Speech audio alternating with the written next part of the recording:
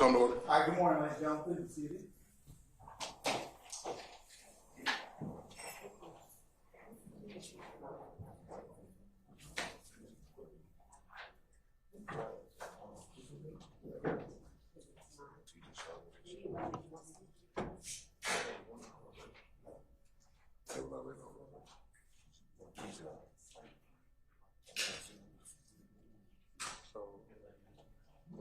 So it's only gonna be one woman. It's only gonna be one woman. Yeah. Before you sit down again. Oh wow.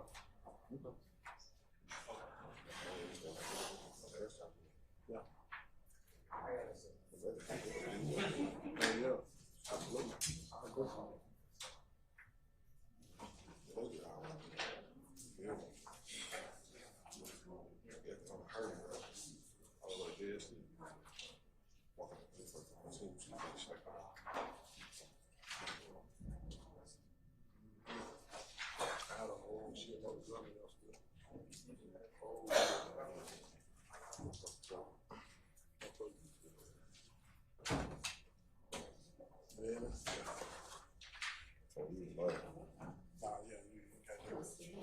Like I do. Everybody here.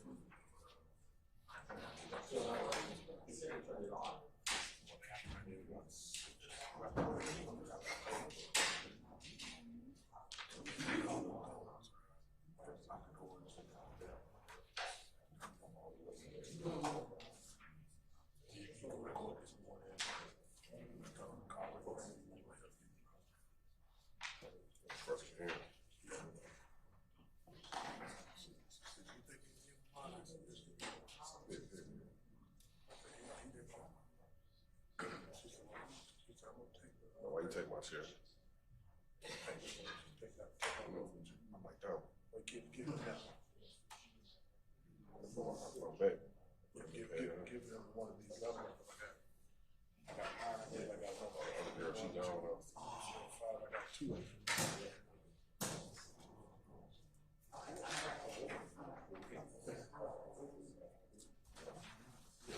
her name?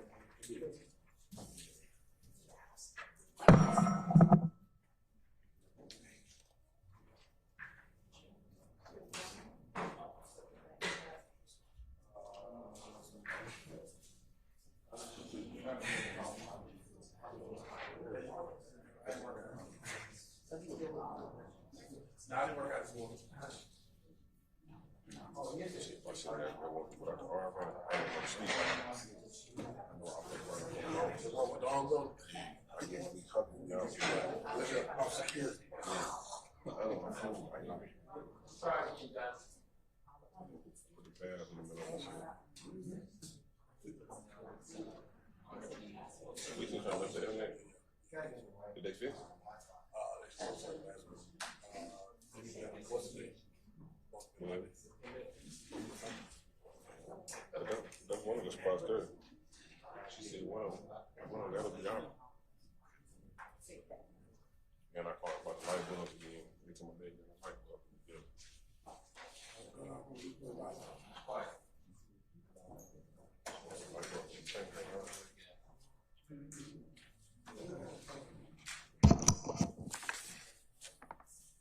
It's working.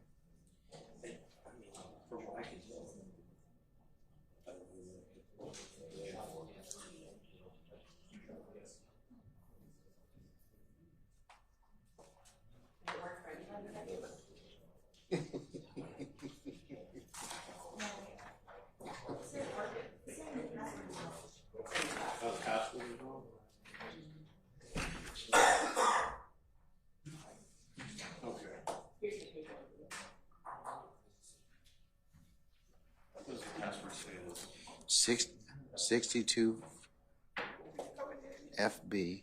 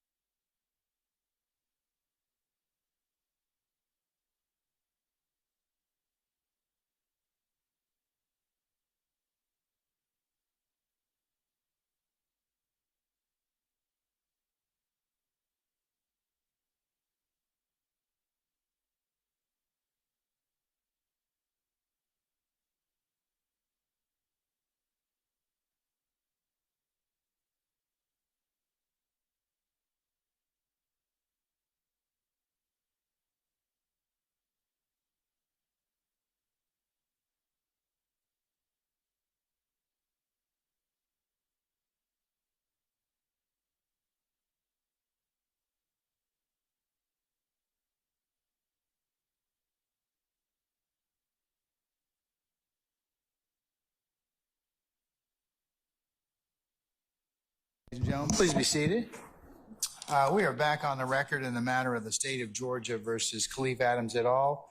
in 22 SC 183572. Mr. Stilwell, Mr. Botson, Mr. Shard, good morning, gentlemen. All right, Mr. Williams, Mr. Steele, Mr. Adams, and Ms. Renard, good morning. Mr. Kendrick and Ms. Hingerty, good morning.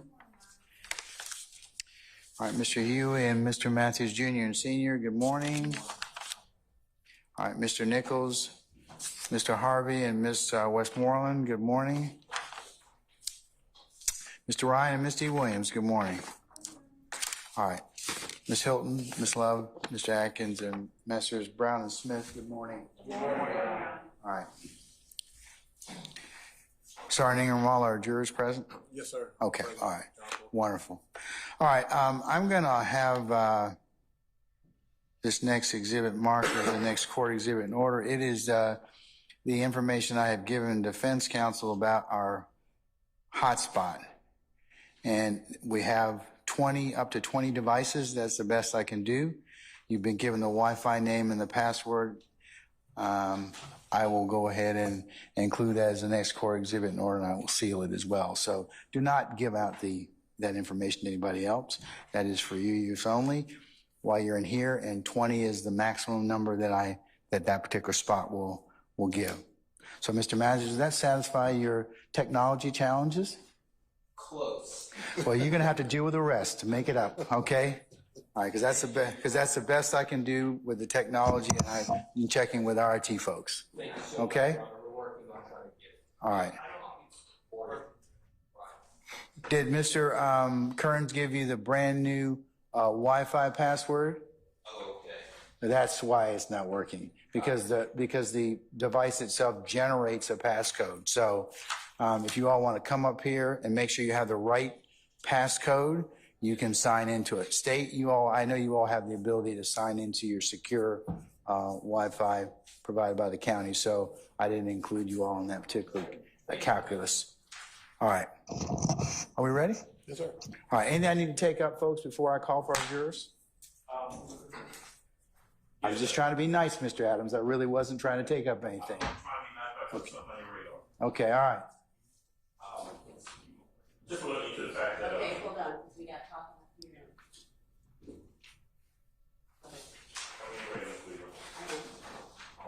Judge, earlier this morning, the state provided us with a state's exhibit that's labeled 122CA, 122CB. Essentially what it is. Is it the redacted? No. What is it? No, this is in regards to radio traffic. Oh, okay. All right. And I think the state's position is that they intend to, or they would like to get into that. Who's it radio traffic from?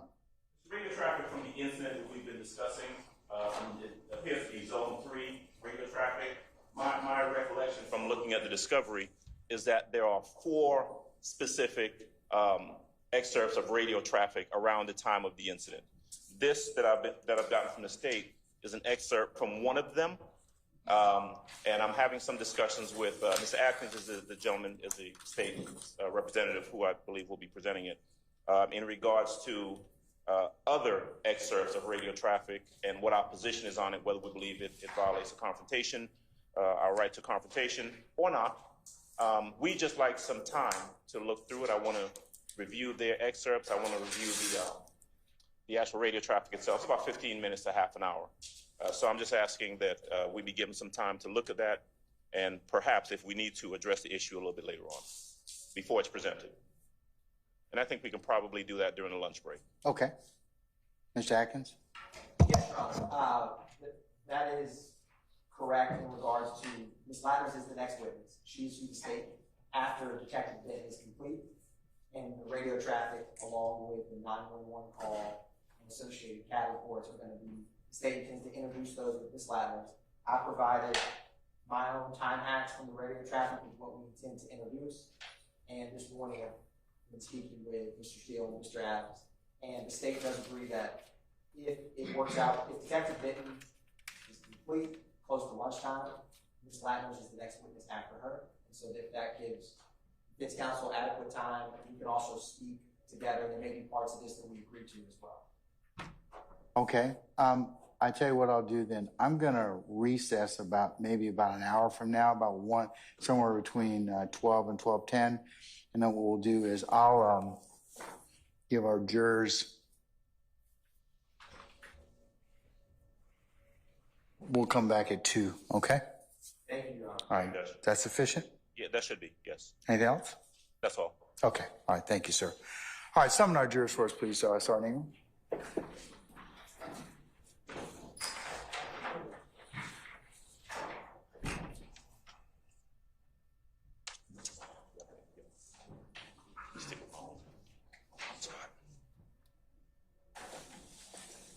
Hey, guys.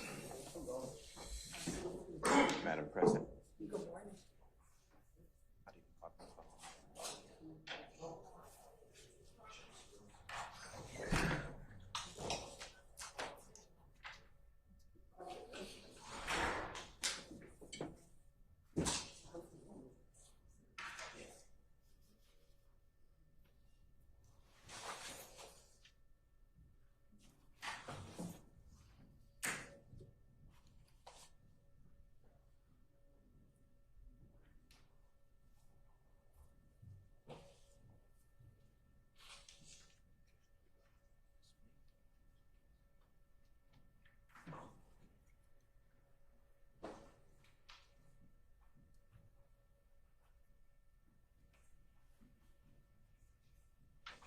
Sleep, yeah. All right, I not love yet. dogs. Not yet. Oh, you see him? Yes. It's Jack. Hi, Jack. I know. Same with my dog. What kind is Jack? Labrador. A Labrador? Yeah, he's a rescue. Oh. Yeah. Mine's a Labradoodle. Gets into everything. She's a thief. Yeah. Mm-hmm. Yeah. Oh, hey, Jack.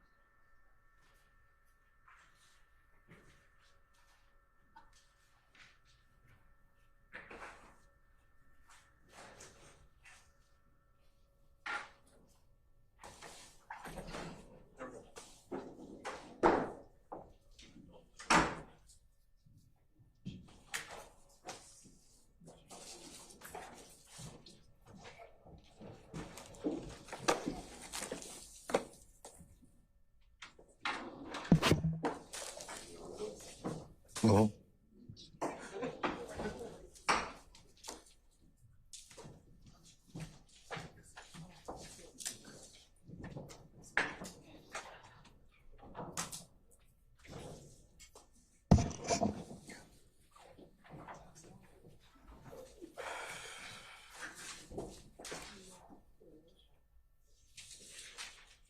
All right, ladies and gentlemen, please be seated.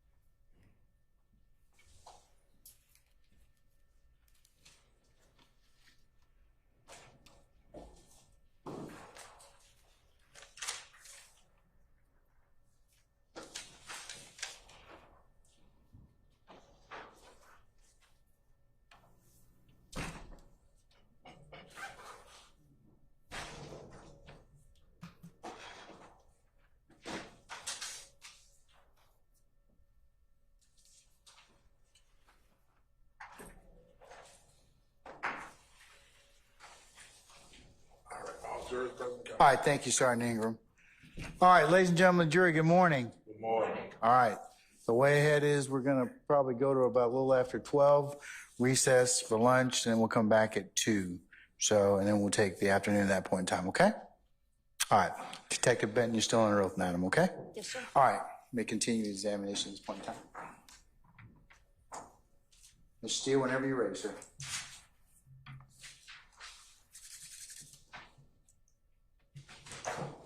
Thank you, Your Honor. Good morning. Good morning. I believe that if we can go back to Monday, Okay. when the Honorable Court broke for the day, you were explaining, if you could orient yourself, we were on Mr. Williams number 157. Do you remember that by any chance? Yes. Okay, and we were specifically talking about the styrofoam cup, as you described it, the Burger King styrofoam item? Yes. And you were explaining, and I think that's when we stopped, that there's different types of DNA That's correct. analysis. Okay. In your experience, have you ever collected or had collected, asked someone on your team to collect an item of like a styrofoam and process it for any evidence? I would ask the crime scene investigators or the crime scene technicians to collect and Okay. either have it sent to the Georgia Bureau of Investigation for processing or have them swab it and then send the swabs down. Okay. And the jurors may have heard something about swabbing, but that's just testing, trying to obtain information from that item. Is that fair to say? That's correct. And the scientists then can potentially examine it for evidence or non-evidence, whatever they find. Yes, sir. All right. You mentioned yesterday also, not yesterday, Monday, you used the word prints. Do you remember that? Yes, latent prints. Okay. Can you explain that to the jurors? Latent prints, every single person's fingerprints are unique to them, including identical twins. The one thing that's different is their fingerprints. Crime scene technicians are trained in lifting latent prints, but you have to be very careful and choose between latent prints sometimes and DNA. You can't do one or the other. Okay. And on that styrofoam item, is it possible, I'm not saying that there are any latent prints, but is it possible to attempt to do that, to try to send it off to the crime lab to try to obtain that type of evidence? Yes. And latent latent means that it's visible, right? That it's usable? Mm-hmm. True? Correct. Most prints are not visible to the plain eye. Okay. I'd like to go the next, if Mr. Kokomo can zoom in next to on the floorboard on the passenger side rear of the 2004 Nissan Altima. Do you see two items there? They both look dark in color, maybe even black. Yes. And are those the items that you discussed earlier? Yes. And they're seemingly cellular telephones, is that true? Yes, sir. Can you tell, ladies and gentlemen, jury, what type of story, I used your word from the other day, can be contained or found scientifically on a cell phone? I'm sorry, say that again. What type of evidence can potentially be found on a cell phone? You mean physical evidence? Yeah. Okay. You can find either fingerprints. You can also use DNA, touch DNA technology on a cell phone. Okay. There is what appears to be a red garment. Do you see that? Yes, sir. Okay. And that red garment, could that contain any type of physical evidence that could be looked at? Yes, it can have DNA evidence, and also fiber evidence would be extremely important. Tell the jurors what fiber evidence is, if you don't mind. Their clothing is, made of fibers.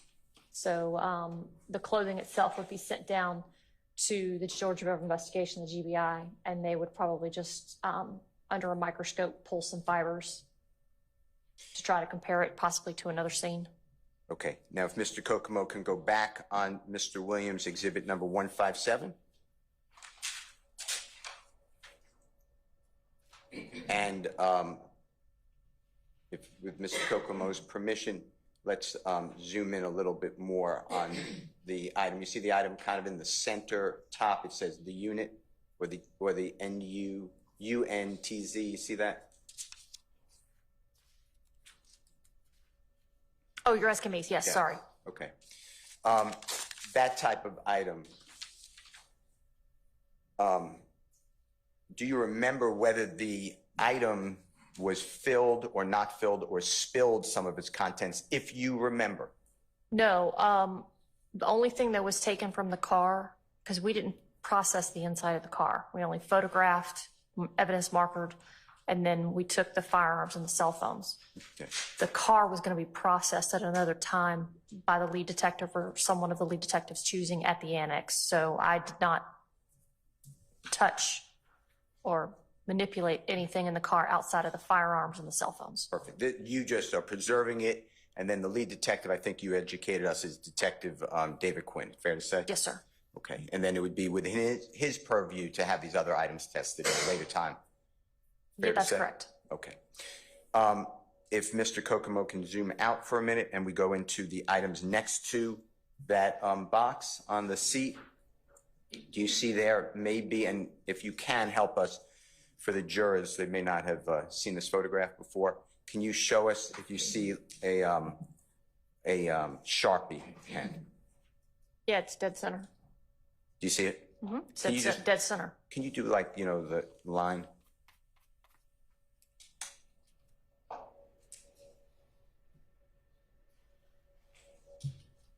And then go through, if you can, with the red line again. Do you see what I'll say looks like a yellow-black pen? You see a tool on the upper center part, a tool looking at silver and black handle.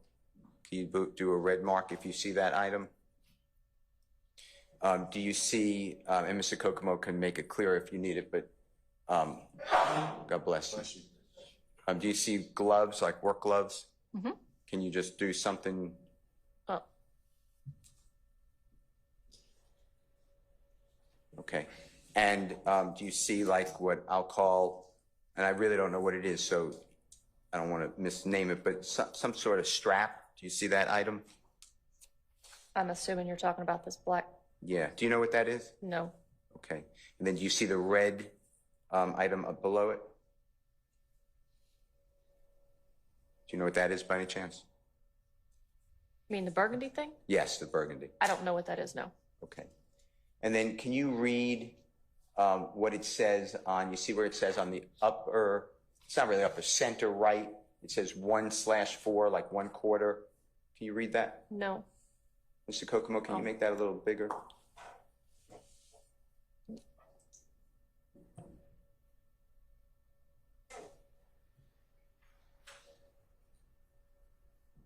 Something to do with paint. One more time. Quarter sheet. One more time. 1/4 sheet for paint. Okay. Do you know whether these items are items that are typically found in that type of toolbox? I have no idea what people keep in their own toolboxes. Okay. All right. Now, we also see if Mr. Kokomo can pull out a little bit.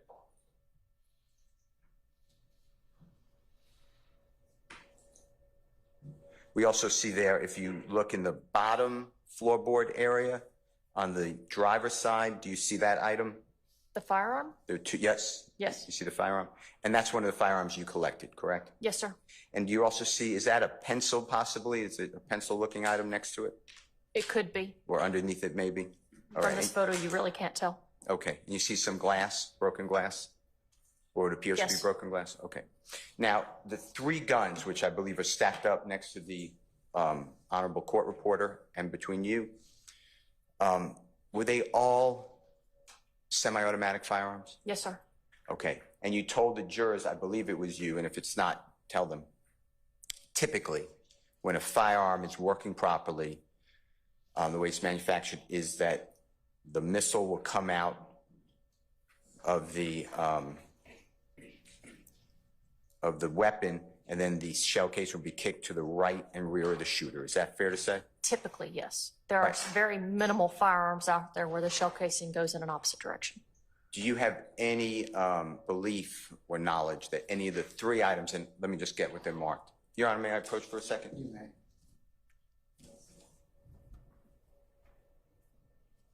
115C, 114C, 116C. Do you have any reason to believe that any of those firearms, if working properly, would not kick to the right and rear? No. Okay.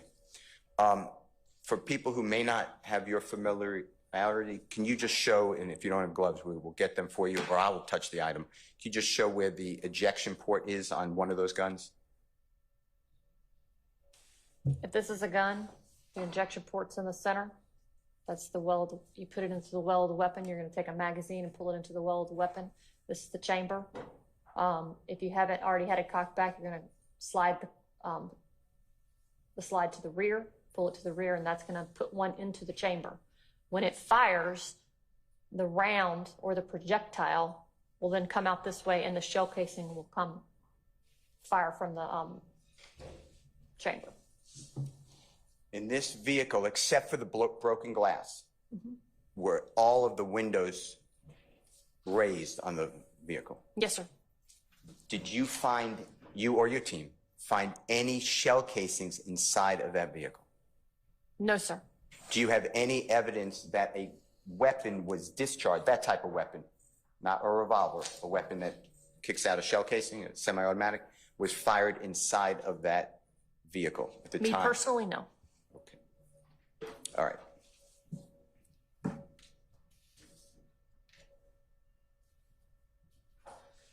If, with your permission, Mr. Kokomo's permission and the court, I skipped Mr. Williams exhibit number 155, so I'm going backwards a minute here. If Mr. Kokomo can show that. Okay. Now, in Mr. Williams number 155, this is a shot taken, photograph, excuse me, taken from the rear passenger side, towards the rear passenger side of the 2004 Nissan Altima vehicle. Is that a fair, accurate representation? Yes.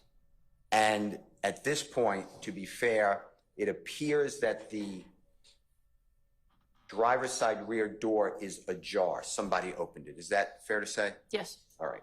And nobody's trying to manipulate or fool a jury or anything, but you found it all with the doors closed, but now law enforcement has opened one door. That's correct. Okay. And you've already taken pictures of the closed doors, fair? Yes, sir. All right. Now, and Mr. Williams, number 155, we see the,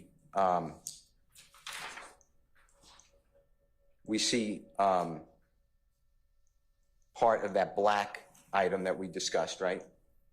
In the center, I don't know, kind of center, lower center. Yes. And then we have the broken glass, right? Mm-hmm. Are you familiar with the type of safety glass that manufacturers of vehicles put in cars to protect us? No. All right. Can you tell from this picture which direction the glass, how the glass was shattered, whatever object it was, what direction it was coming from? No. All right. The glass missing, is that potentially some of the glass that you showed the jury on the driver's side rear floorboard in Mr. Williams number 157 a moment ago? Yes, it's possible. All right. Now, if Mr. Kokomo can pull in closer and show the, I would like you to orient the jurors to the front passenger seat. From this picture, and there'll be other pictures, can you tell the front passenger seat how far it was moved?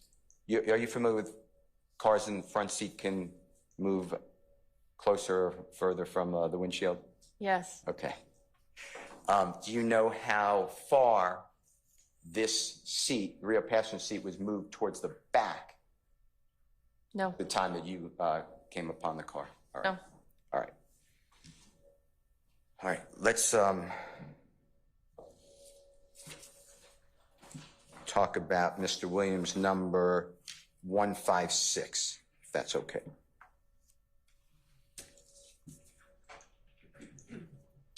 Okay. And here is another angle, same side of the car, passenger side, fair to say? Yes. And the photograph here is capturing more of the front seat.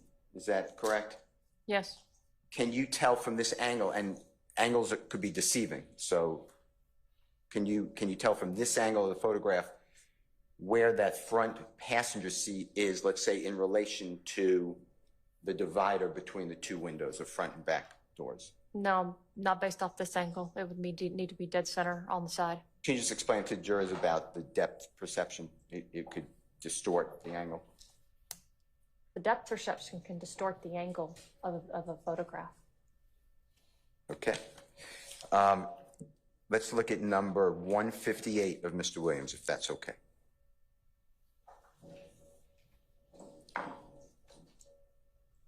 Now that is, both airbags are deployed, fair to say? Yes, sir. And when I say both, just for preciseness, we're talking about the driver's seat airbag comes out of the steering wheel, as well as the passenger front airbag is opened up from the dashboard. Fair? Yes. Okay. And here, on this photograph, is that you in the upper kind of right side? If you can recognize with it looks like the belt with maybe two cell phones. I'm really not sure if they're both cell phones. Yes, it is. Okay. All right. And you're giving direction to your coworkers, fair to say, or you're at least processing what direction you need to go in? Yes. Okay. If Mr. Kokomo can zoom in on the front passenger seat.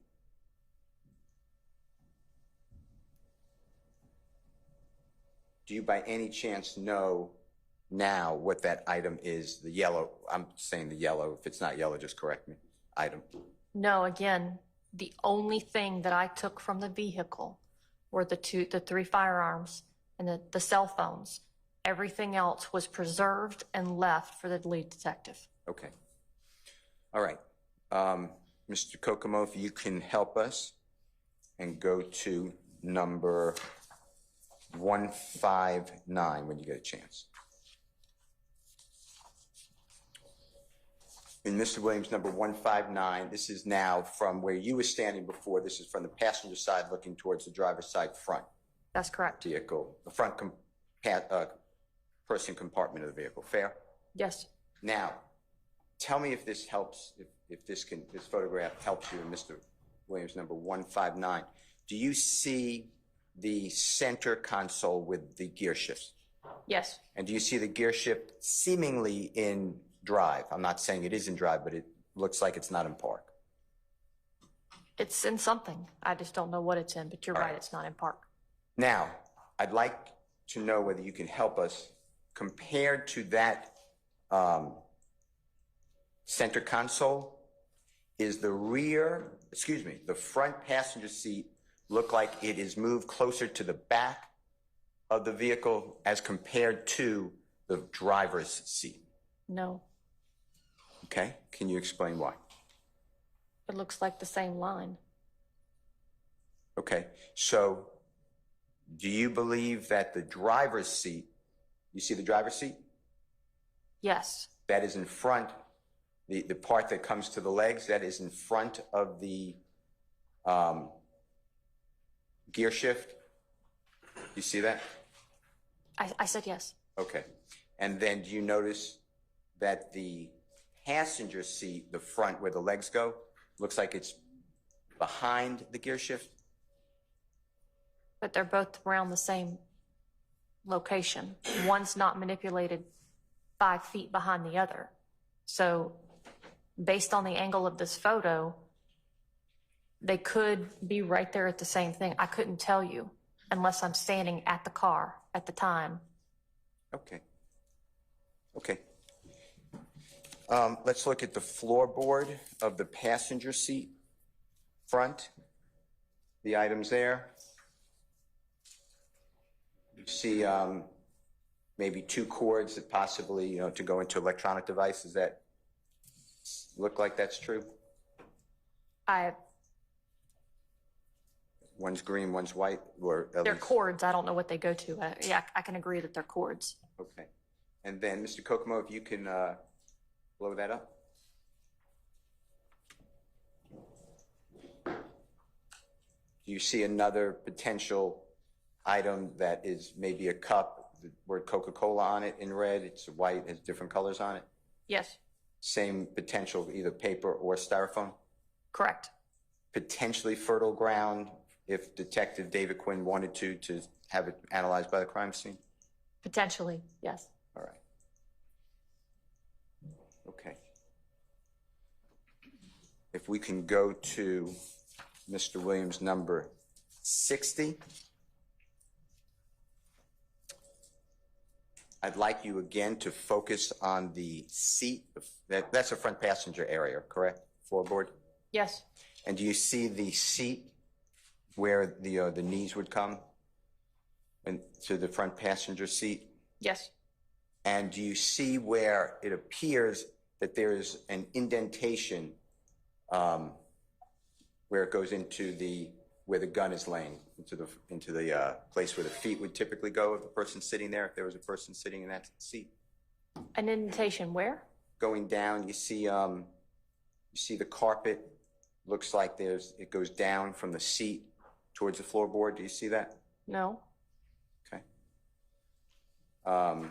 You see where Mr. Kokomo is zooming in on? that's an indentation. I'm asking you. That's what I'm asking. I don't consider that an indentation. I just consider that part of the curve of the interior of the car. All right. Yeah, it's carpeted. Now, Mr. Kokomo blew that up. He was kind enough to blow it up for us. Can you tell whether that seat, the passenger seat, is moved back as far as it can move on that track according to that picture? It appears to be. I couldn't tell you if that's actually the truth, but it appears to be, yes. Okay. Now, if Mr. Kokomo can scroll back a little further out. That is one of the guns that you collected, fair to say? Yes, sir. All right.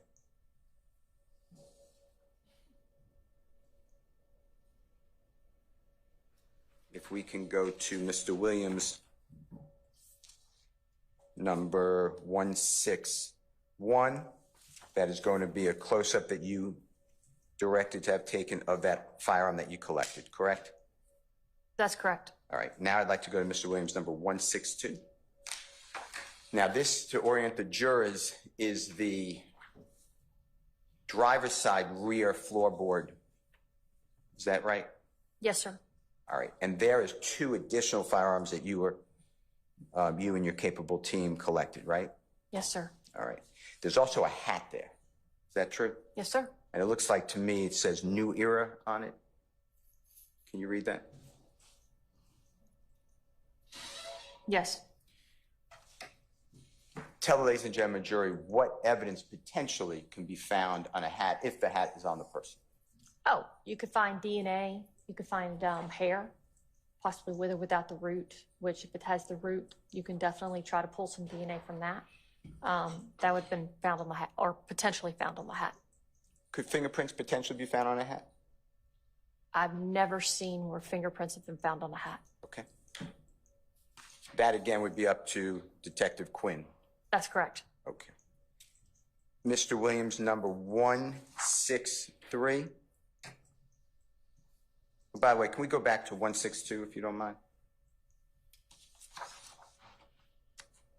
Remember earlier we talked about the item that there may be something underneath the firearm? Yes.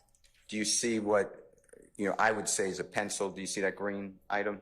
I see a green. I couldn't tell you if that's a pencil or not. Okay. And then do you see the item that looks yellow? Again, I couldn't tell you if it's a pencil, but it's a yellow something. Okay. And then the item next to the hat, do you recognize that to be like a box cutter? Yes, sir. You ever call it like that? Okay. And would a box cutter sometimes be found potentially in a toolbox?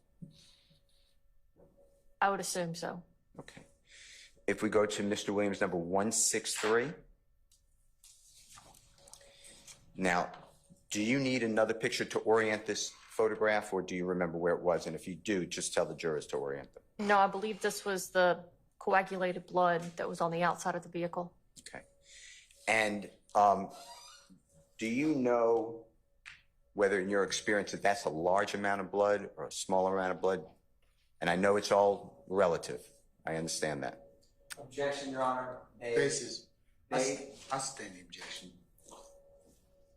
Have you ever seen an artery bleed? A person, God forbid, gets shot in the artery. Have you ever seen the blood from the artery? Yes. Okay. And tell the listening jury, if it's coming out, if the blood is not bleeding inside, if it's coming out, and it's an artery, could that be a lot of blood coming out of the person? Of course, yes. And an artery is, tell the jurors what an artery is. An artery is a vein that basically connects a lot of other veins and has a lot of blood in it. I'm not a medical doctor. Okay. All right. Number 164 of Mr. Williams. I believe we discussed this previously. Is that correct? Yes, sir. There's a little bit, I'm not saying a little bit, I'm not trying to quantify it, but there's some blood on some of the cash, right? That's correct. All right. Then number 165. And that orients the last two pictures where they were found compared to placard number 6 and placard number 7. Fair? Yes. All right. 166. Again, we're going to have a story for the blood. You see the, or suspected blood, you see that? Yes. With the cash around it, right? Yes.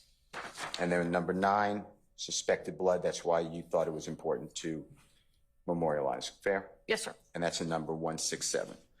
168 is just you again showing us the relationship between placard 8 and 9. Is that fair to say? Not me, but the crime scene tech taking the photograph, yes. At your direction. Well, they would take the photographs as they're trained. My direction was what evidence to be marked. Understood. Okay. Let's go to number 169, Mr. Williams. Do you recognize this to be, again, we're going back to the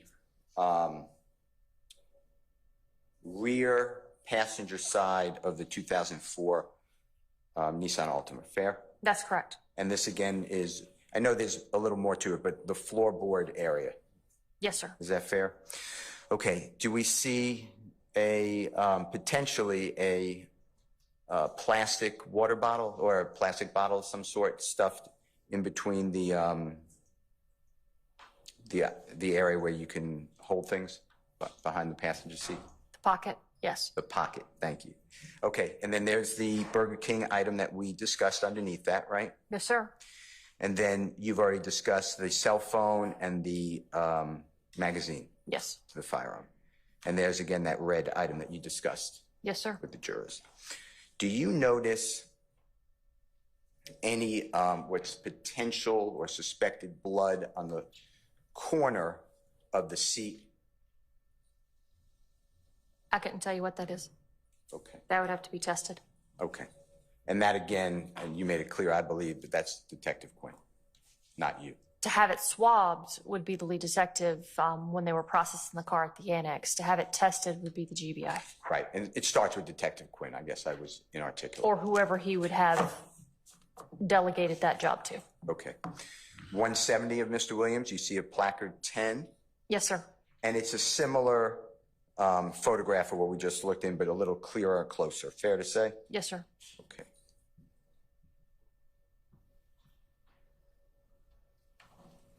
Does it help in this picture, Mr. Williams, number 170, those items that are red in color on the, looks like the seat where the seat folds into below, going downward towards the floorboard. Do you see that? I see it, but it still does not help, no. Okay. Number 171 is simply the, I assume that that's you, but if it's not, just correct me. And you were just making the weapon safe and also showing what the weapon, that it was loaded. That's correct. All right. The next one's 172. As you explained to us so well, that's a close-up of the weapon. That's correct. And you also capture, obviously, the serial number of the weapon. That's correct. And then 173 is simply you have to have an identification, so that is the license plate. Fair to say? Yes, sir. All right. And then 174, once removed, you have both of the, there's a Metro PCS and another cell phone. You see that? Yes, an LG. Okay. Now, whose purview would it be? Whose power would it be to say, I want the contents, potentially want the contents of those cell phones to be analyzed? That would be up to the lead detective and most likely through a search warrant. Through a search warrant, I think Yes. you said. Is that what you said? Couldn't That's you? correct. And the lead detective, I've said it 4 times, same person. Yes, sir. All right. Okay.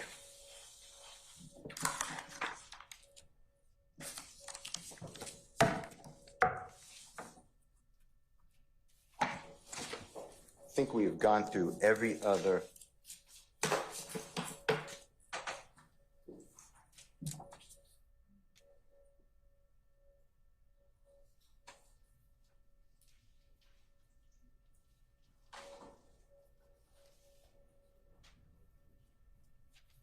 Can you, Mr. Kokomo, would you pull up again? We've looked at this, but if you don't mind going back, 105, Mr. Williams?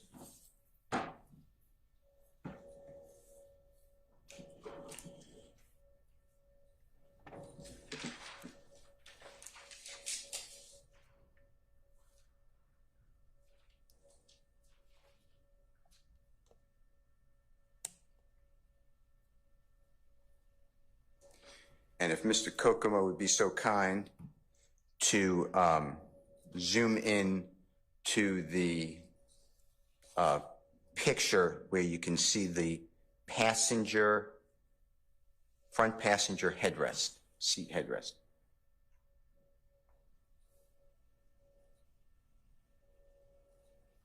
Does that picture assist, or is the angle not helpful to how far back the front passenger seat is positioned? No. Okay. Now, is it fair to say that the further back the front passenger seat is, then the less leg room there is for someone to be sitting behind the front passenger? That's correct. In 2013, and thank you, sir. In 2013, if you can go back to that time, did your agency have access to something called total station? I don't know what that is. Okay. Okay. Do you know, and I'm talking about September 11th of 2013, did your agency have the capability of using computer to shoot, to scale the interior of a car? I don't believe so. Okay. Did your agency have, and I know this, measuring rulers, 2013? Yes. Yes, okay. Would it be Detective Quinn's responsibility to measure, if he saw fit, how much room there was between the rear passenger seat area and the seat in front, the front passenger seat, to determine whether a person, let's say, who's 6'3" tall, had the leg room to fit in that area? Would have no. Objection, Your Honor. Basis. Counsel is assuming facts, not evidence. I stand the objection. Did Detective Quinn have a measuring stick to his, or the Atlanta Police Department, your office, have a measuring device that could tell the jurors how much room there was between the front passenger seat, as found by you and your teammates on the scene of the 2004 Altima, and the rear seat? Objection, Your Honor. Basis. Asked and answered. I sustain the objection. Okay. Now, could a bullet have gone through that rear, very rear, passenger side window to break it? I would have no idea how that passenger side window was broken. Okay. Would you know how many objects, whatever object that was, that broke that, how many objects went through that area? No. Okay. Do you remember noticing a purported bullet hole through the passenger side front headrest? Objection, Your Honor. Basis. Counsel's testifying. I'll sustain the question as to form. You can rephrase it, Mr. Steele. Did you observe, when you were there with the 2004 Nissan Altima red vehicle, did you observe a potential hole through the front passenger side headrest? I did not process the inside of that car and did not search or go into abundance because I did not want to leave any of my DNA or fibers or fingerprints or anything like that in the car because they had yet to process it. The only thing I did was grab the firearms, I rendered them safe, and I grabbed the cell phones. Outside of that, I did not get close enough inside that vehicle so that they could properly process it once back at the annex. That would, again, at the same question, be the lead detective. That's correct. All right. And you realized when you were there that you couldn't, I think your word was contaminate that vehicle because it potentially held a lot of valuable evidence. Potentially, yes, sir.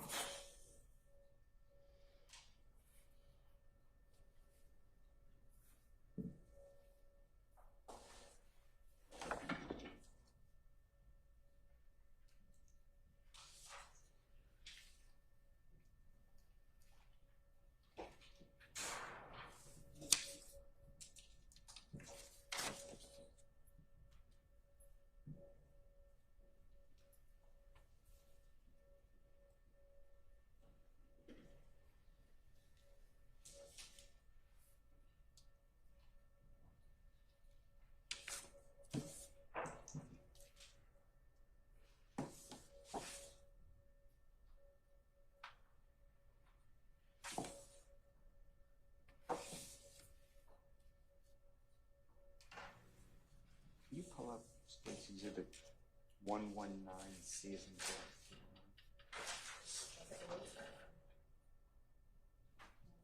Do you have State's Exhibit? Yeah, C as in board. Do you have State's Exhibit in front of you, 119C by any chance? You do? Okay. And that is already in evidence, correct? Okay. Your Honor, may I display with the Honorable Prosecutor's Assistant State's Exhibit number 119C as in Colette Charlie.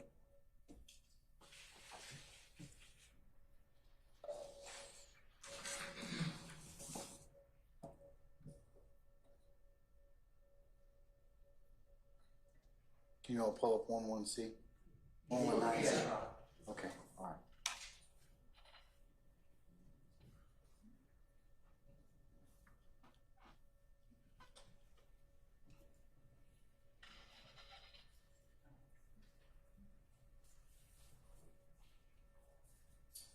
While that's going on, were laser, you know what I mean by a laser pointer? Mm-hmm. Were they used in your line of business in September 2013 if you wanted to show direction of something? I'm not real sure when we got those. I don't know what year we got those. Okay.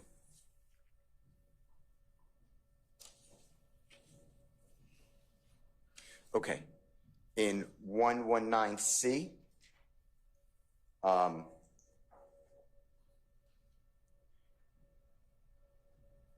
can you zoom in, Mr. Kokomo, oh no, excuse me. Ms. Atkins? Okay. The Honorable Prosecutor Atkins, on where the glass is broken, would you mind doing that? Now, Detective, could you pull it down just a little bit if you don't mind? Thank you, sir. That's on down. No, you're good. That's perfect. Thank you. This is how you found the car with the door shut. True? That's correct. And do you see there the space where the Honorable Prosecutor Atkins was kind enough to zoom in? Do you see the space between where the frame is, where the glass is broken, and the rest of the frame of the car? Yes. All right. Thank you, sir.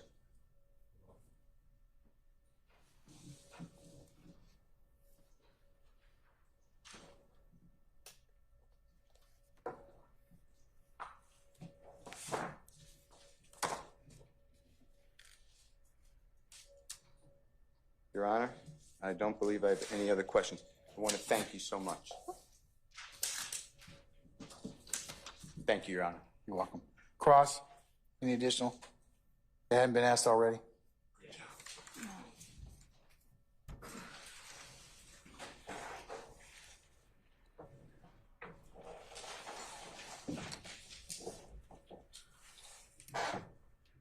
May it please court, Your Honor. Good morning, Detective Benton. Good morning. My name is Max Shard. I represent Shannon Stillwell. My understanding is you're an investigator with Atlanta Police Department, correct? I'm a detective, yes. Okay, detective. Okay. How long have you been with APD? A little over 22 years. 22 years. And is that the only agency you've ever been with? Yes. All right. Are you generally, and I'm not going to pop quiz you on specifics, but generally are you familiar with APD protocols? Yes. All right. Including the APD protocols on investigations? Yes, sir. All right. Awesome. How long have you been an investigator or a detective? I'm sorry. Since 2007. 16 years? Almost 17. Almost 17. And how long have you been a homicide detective? Almost 15.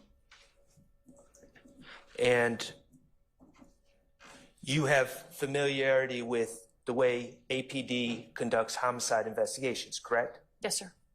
Great. As a homicide detective, you would agree that the collection of surveillance videos is an important part of an investigation. Yes, sir. Okay. Specifically, surveillance videos that would potentially show relevant information to the case. That's correct. Right.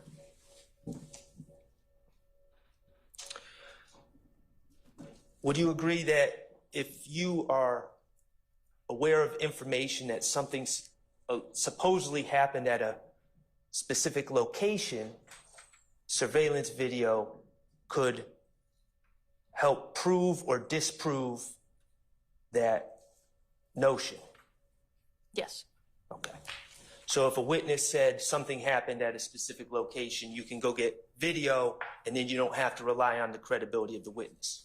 If the video is available and the cameras are working, yes. If the video is available and the cameras were rolling. Okay. Yes. And you would agree that that can prove something happened, but also can prove something didn't happen. That's correct. All right. Okay. Now, the collection of surveillance video, let's say a surveillance video outside of a business, who, as part of the homicide investigation, who is the person that's in charge of quarterbacking or ensuring that these things are collected? The lead detective. Okay, that is in the lead detective's purview. Yes, sir. All right. And now, does the lead detective always collect the video? No. Okay. Is there a specific person in charge of collecting relevant surveillance video? Yes, our Homeland Security unit. You said Homeland Security Unit? Yes, Okay. And is that part of APD? yes, Okay, so there is a unit within APD whose primary purpose is to collect relevant surveillance video. no. Okay, explain that to me. Within our Homeland Security Unit, we have cyber investigators who are experts in collecting video surveillance or DVR systems, and because they've gone through the specific training. They do a lot of other things within the Homeland Security Unit, but they're the people that we rely on when we call and we see there's video surveillance. We call them and have them come download the video surveillance or pull everything from the DVR system, unless we take the system back to them. So we have people within APD with specialized training that the lead detective can call to ensure that relevant surveillance is collected, That's or at least an correct. attempt is made to collect. That's correct. Okay. And to collect relevant surveillance, are there times where the business owner consents to the collection? Yes. Okay, and if a business owner doesn't consent, what legal mechanisms do you have to obtain relevant surveillance video? Search warrant. A search warrant. Okay, so you can, as a lead detective, you can apply for a search warrant, obtain a search warrant, and then arm the Homeland Security Unit with said search warrant. If the judge foresees and agrees that there's enough probable cause, then yes. Okay, and who's the individual that makes the decision to apply for a search warrant for surveillance video? The decision will be made solely off of either the lead detective or another detective that he's working with. Okay, lead detective. Okay, let me, you said you have 15 years experience in homicide investigations. I'd like to talk about timeframes for the availability of videos. Is it fair to say, before I go into specifics, is it fair to say that the time frame for the availability of video differs from business to business, system to system? That's correct. Okay.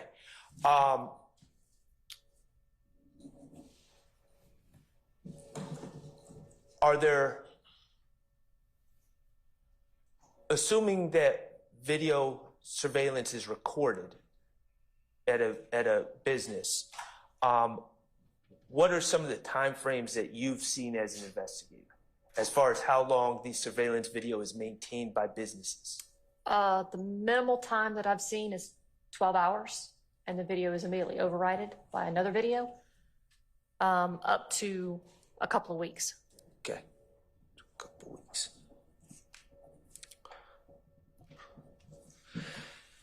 Now, how quickly, as a homicide detective, how quickly are you assigned to investigate a homicide? When the officers contact homicide, Okay. advising they're on an active scene, the supervisor in homicide then contacts who's ever at the top of the rotation. We have a unit rotation, so let's say I'm at the top of that unit rotation. Doesn't matter what time or what day that case comes up, that's going to be mine. I then go to the bottom of the rotation and work my way back up. That way each detective has around about the same number of cases at the end of the year. So it would be whatever supervisor is working would immediately contact that lead detective, whether they're at home, they're at work, and they take the lead role immediately. So a 911 call comes in and said, responding officer arrives, and then if there's unfortunately a dead body, homicide is called. That's correct. And is it fair to say you're generally on the scene or working on the case, assigned to the case in a matter of hours? A number of hours, yes. It Okay. depends on how long it takes to contain and secure the scene, and if the person actually did expire from their injuries. Okay, and typically, that lead detective that's on the scene, they're leading the sole investigation on the case, correct? typically there's not concurrent investigations. Sometimes there are. Like feds, maybe?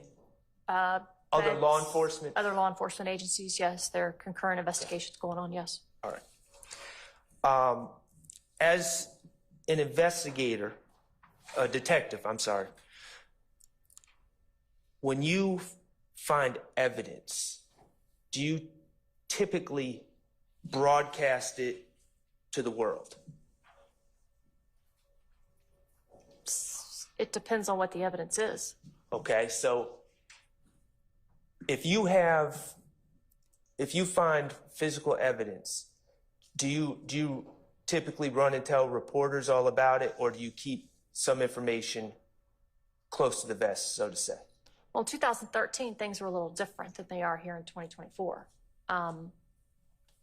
It depends on the detective. Back in 2013, the detective could make the choice to contact a reporter straight out and advise them that they needed some help and give them part of the investigation information on the investigation. Back in 2013, they could do that.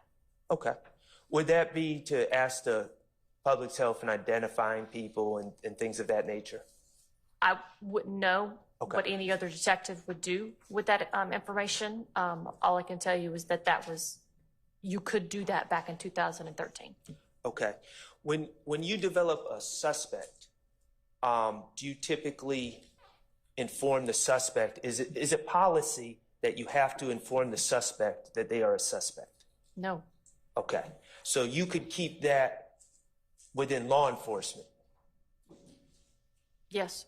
Okay. So there's a time during an investigation where law enforcement may be investigating a crime, but a suspect would have no reason to be collecting evidence or doing their own investigation. You would agree? I wouldn't know. I would not. I wouldn't know. Every investigation is different. There's been times where I've investigated a particular person.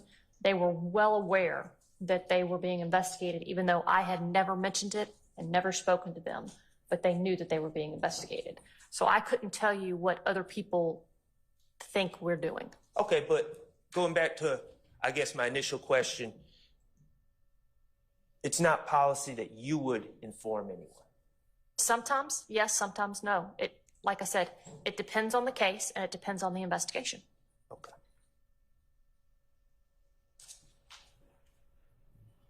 Have you had cases where you were investigating where there was a time frame, you said for surveillance video, 12 hours to a couple weeks, where you were conducting an investigation, but you did not inform any suspects of the investigation? I'm sure there has been. The truth is that's the majority of the homicide investigations you've done, correct? Objection, Your Honor. Basis. To what? Object to the testimony. The truth is, counsel's testifying. I'll stand as a form of question. You can rephrase. Okay. The majority of your homicide investigations, you have not informed the suspects that they're being investigated, correct? Well, seeing as the majority of my homicide cases since 2019 are where children have been killed by either a parent or a guardian, they're well aware they're suspects. Okay, well, all right, let's talk about pre-2019. Mr. Sharp, can we stop here right here? You probably got some more examinations, so. About 2 minutes. I don't trust you. Okay. Thank you. For time, and neither do I most lawyers, because you all Well, it's posture good to way know too I'm long. not singled out. That's right. Okay. So, ladies and gentlemen, as earlier indicated, we're going to go ahead and stop and have lunch at this point in time. Mr. Short, you're welcome to pick up your examination after lunch. Detective Belton, we'll see you back for 2:00, madam. Okay. Yes, sir. All right. Thank you. All right, ladies and gentlemen, we're going to go ahead and be in recess until 2, and then we'll see where the afternoon leads us. Okay. All right. All rise.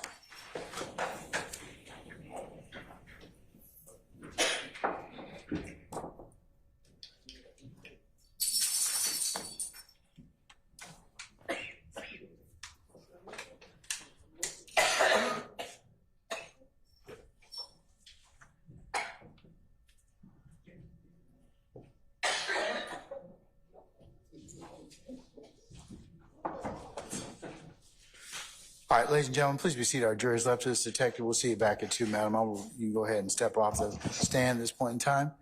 Mr. Short, you can resume your examination at that point.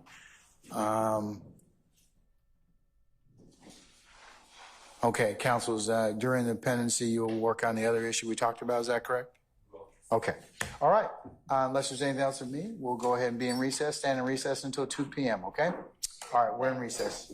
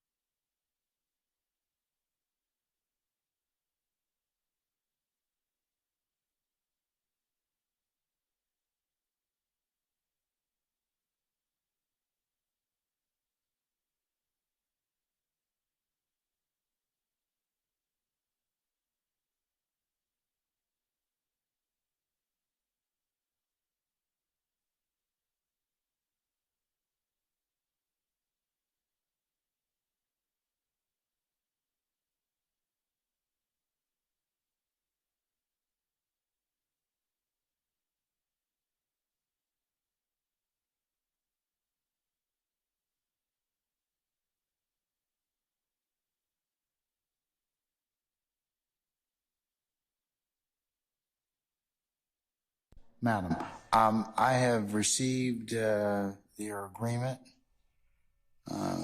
based upon the hearing that we held. So I'm going to go ahead and print it and put it as part of the record, but I'll seal it, okay? As the next court exhibit in order, okay? Just wanted you to perfect that for the purpose of record, all right? Okay, and all right. Okay, can we summon Detective Belton, please? Benton, I should say. Is it Benton? Yeah. Okay. All right.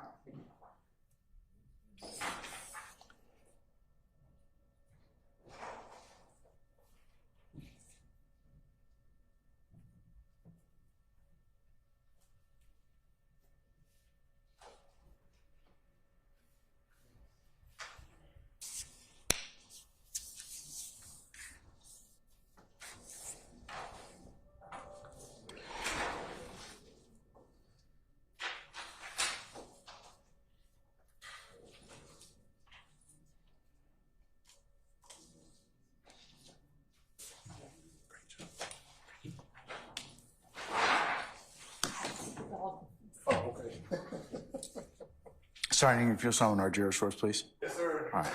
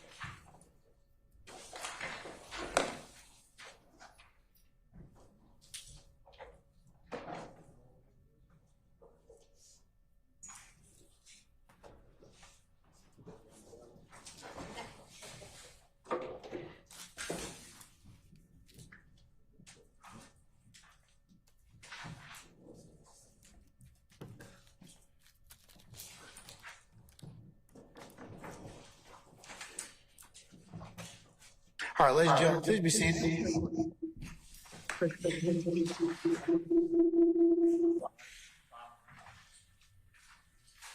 All jurors present, got it. All right, thank you, Sergeant Ingram.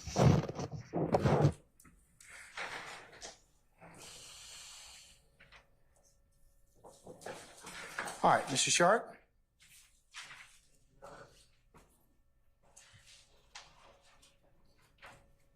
We're going to see if it's a couple more minutes now, okay? Okay. Oh, okay. Everything's changed. Detective Benton, good afternoon. Afternoon. We were talking about collecting surveillance video, if you Yes. recall. Okay. Regarding the September 11, 2013 incident, I know that you were involved. Were you the individual in charge of collecting any surveillance video in that? No, And who would that have been? the lead detective. Who was I believe Detective Quinn. Detective Quinn? All right. I'd like to show to you a couple of pictures that you've already identified. If I could publish, Mr. Kokomo, if you could publish Williams 101 for me on the screen. And you have that screen? Okay, you have the screen.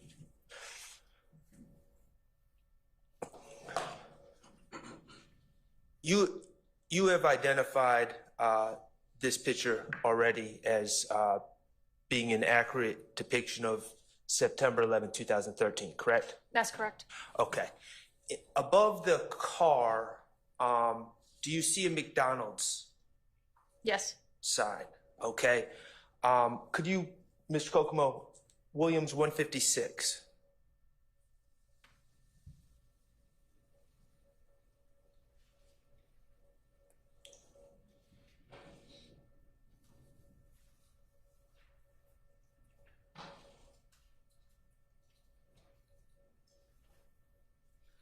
And is this also a depiction from September 11, 2013?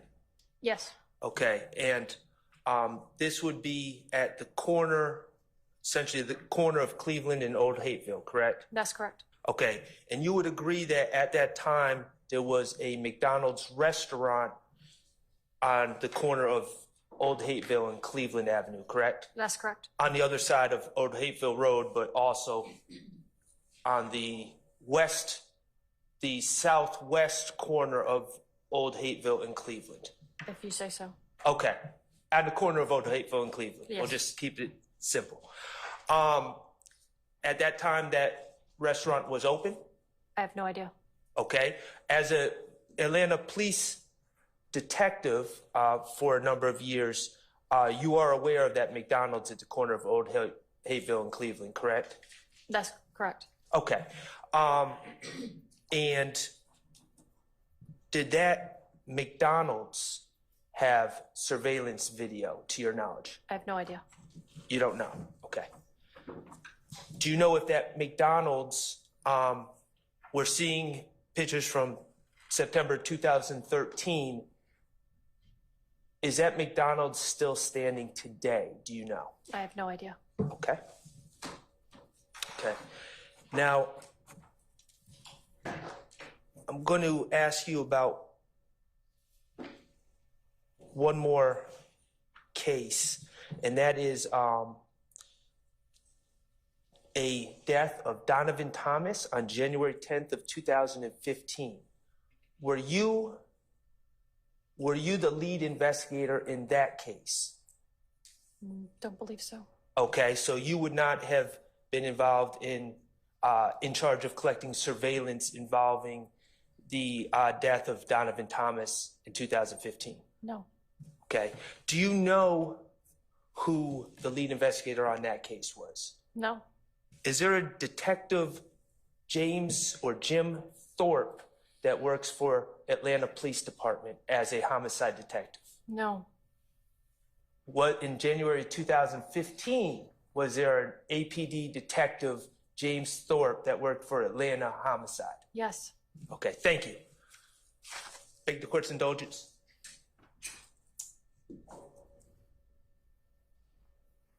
I have no further questions. Thank you.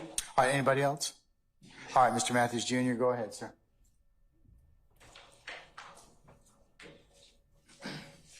Good afternoon, detectives. How you doing, sir? My name is Attorney Carlton Matthews Jr. I represent Mr. Marquavius Huey. Just a couple questions. You remember telling this jury that you didn't want to touch certain items in the vehicle because you didn't want to contaminate any of the evidence. That's correct. And that's because those certain items, that physical evidence, tell the story. It could potentially, yes. Okay, no further questions. Anyone else? Any redirect? Yes, Your Honor. Detective Ben, on cross-examination, you were asked if certain items in the car could obtain evidence. Do you recall that? Yes, sir. Do you typically collect every piece of paper, fabric, fiber, cup, and every item at a crime scene that you're processing? No. Why not? It depends on the case. Every case is different. Every time we investigate something, the scenes are different. The individuals involved are different. Every case is different. So it typically depends on the totality of the circumstances behind that case. And Detective Ben, how do you determine what you will not collect from a crime scene? If I'm the crime scene, in charge of the crime scene, and like on this one, if the lead detective directs me to do something, then I will do it. But in this particular instance, I was asked to just preserve and send the car onto the annex so they could spend quality time in a controlled environment. But other times, it literally depends on the investigation and the circumstances of the case. What did you understand your purpose to be in processing this Nissan Altima on September 11th, 2013? I wasn't to process the Nissan Altima. I was to have the crime scene techs photograph the Nissan Altima to get the firearms out because the vehicle would need to be transported, and the vehicle would be transported by a contract civilian tow company. And we can't have firearms and cell phones inside vehicles that are being transported by a contracted civilian or a civilian contractor. So my job was to take out the firearms, render them safe, and have our crime scene units transport them back so they can be processed and get the cell phones back to the lead detective, photograph, mark, and that was the extent of what I was allotted to do. Do you recall some questions on cross-examination about shell casings? Yes. Are shell casings stationary once they're ejected from the gun? No, they're not. You were also asked on cross-examination about the windows on this Nissan Altima. Do you recall that? Yes, sir. Now, if I could have a little help from defense counsel, I wanted to publish Jeffery Williams Defense Exhibit 105. Would you be so kind?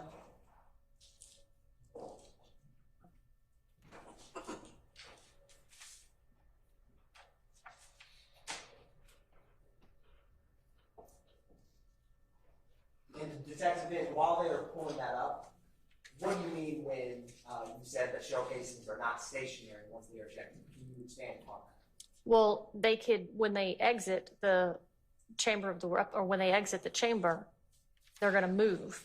And depending on if you're moving, they're going to move at the rate that you're moving. So if I'm running and shooting, it's not like it just pops up and goes straight to the ground. It's also going to move. Then you've got people running around before the scene is secured. They could be kicking shell casings. They can be moving shell casings. Other vehicles could be running shell casings over. Shell casing can get in people's tread of their shoes. So you never know when you get there exactly where the shell casings landed. Wind could pick them up and move them. We've seen that before. Thank you. And thank you for publishing that. Is it possible to zoom in a little bit on the windows of this vehicle? Thank you. Detective Ben, do you recall on cross-examination some questions about the windows on the Nissan Altima and whether they were up or down? Yes, sir. Looking at this exhibit, what would you say the front passenger window, is it up or down? Sort of 3/4 of the way up. Now, do you know whether any shell casings were ejected from this vehicle before you arrived on scene process? No, How about while the car was fleeing from police? I didn't have any of that information when I got to the scene. How about while the car was careening through the yard before coming over the embankment? Didn't have any of that information either. And do you know if any shell casings were ejected when the Nissan Altima crashed into the side of the corner? I do not know. Bless you, Ron. Have you ever seen occasions in your time working investigations where shell casings have been caught by clothing? Absolutely. Now, Detective Ben, I want to transition for a second. There were some questions on cross-examination about fingerprints and DNA. Do you recall that? Yes, sir, I do. Do you always get all pieces of evidence tested for touch DNA or Latin fingerprints? No. Why not? One, the GBI won't do it. Two, it depends on the nexus of that piece of evidence to the scene and whether or not you may have a suspect identified. If you don't have all of those things, the GBI will not test it. They're extremely backlogged, just like most other labs out across the country. So, you may have it swabbed or you may not have it swabbed. Depends on what that particular piece of evidence, how it's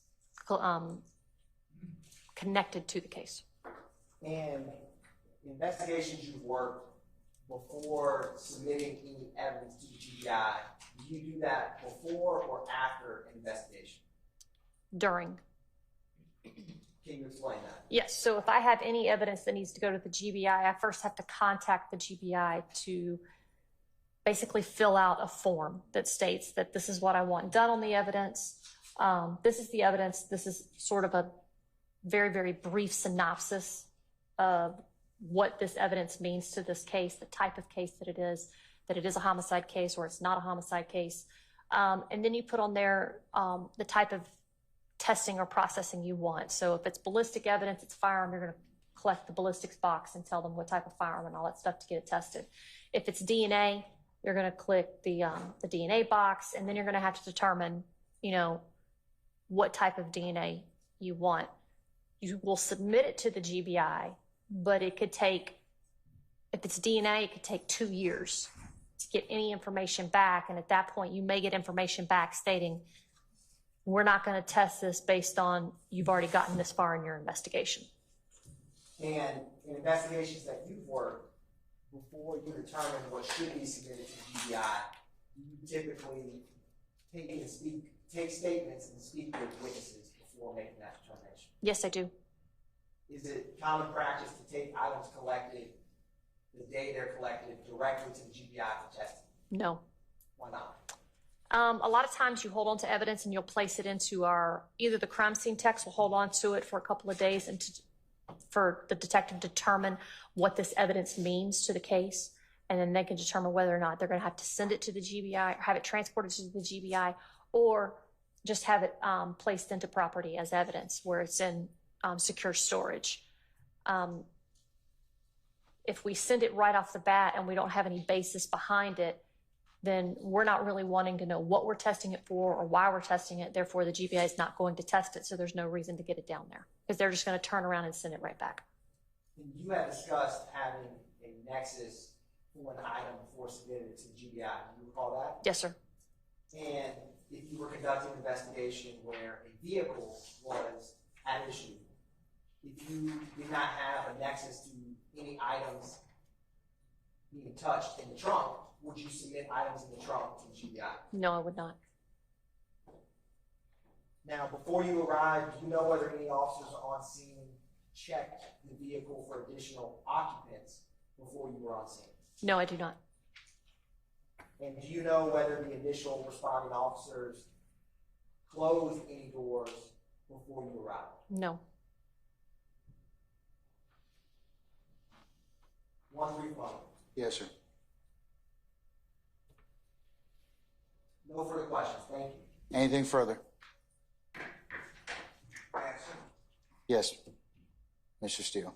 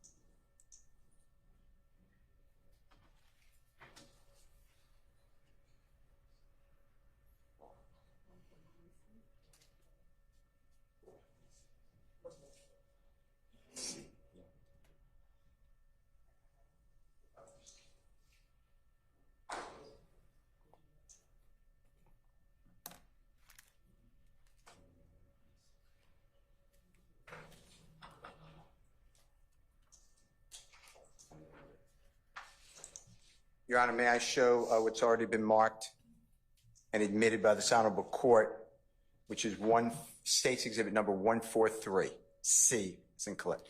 Yes, you may. Detective, are you familiar with this type of report by any chance? Yes, I am.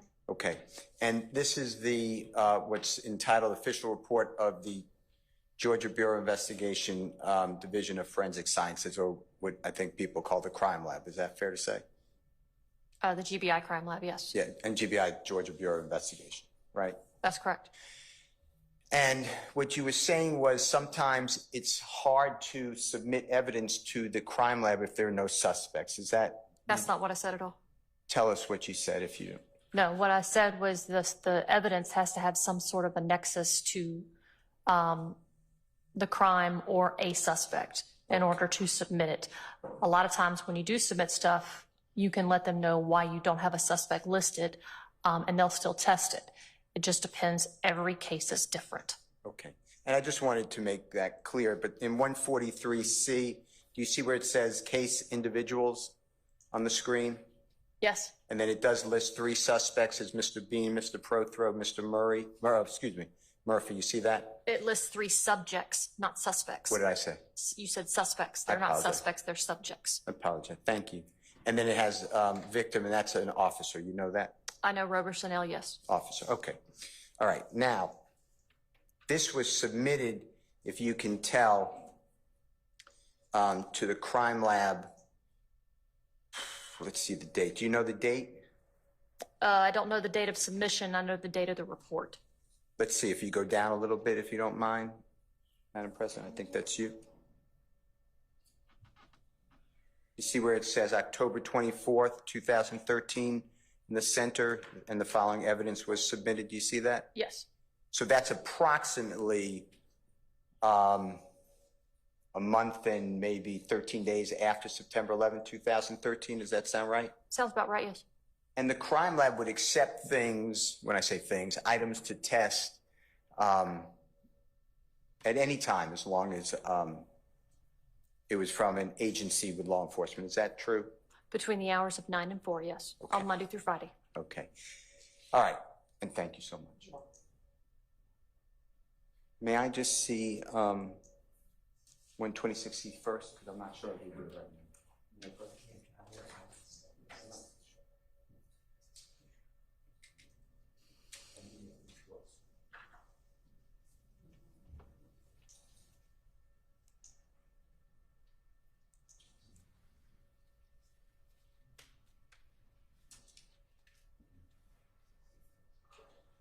Your Honor, with the court's permission, I'd like to ask the detective to look at what's already in evidence, State's Exhibit number 126C. All right. As in Colette, Charlie.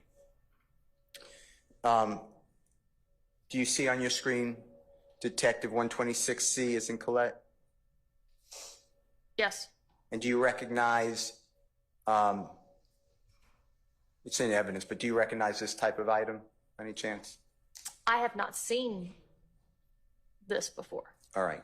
Well, since it's in evidence, you see at the top, it says, it's being blocked, but the second line says, Jeffrey Lamar Williams, you see that? Yes, And then Jeffrey L. Williams, you see that? yes, And senior, and then Jeffrey L. Williams. yes, Okay, and then the date below, or the date of birth below that, you see that it says August 16, 1991. that's correct. And then do you see the description? It's a black-skinned man. You see that? Description is black male, 6'3", 140 pounds. Okay, and the 6'3" is height? Yes, Okay. And then that has arrest date to the right. You see that? It says 9/9, which is September 9, 2013. yes, And that would be 2 days before 9/11, 2013, right? yes, and yes. Okay. All right. Thank you, and thank you so much.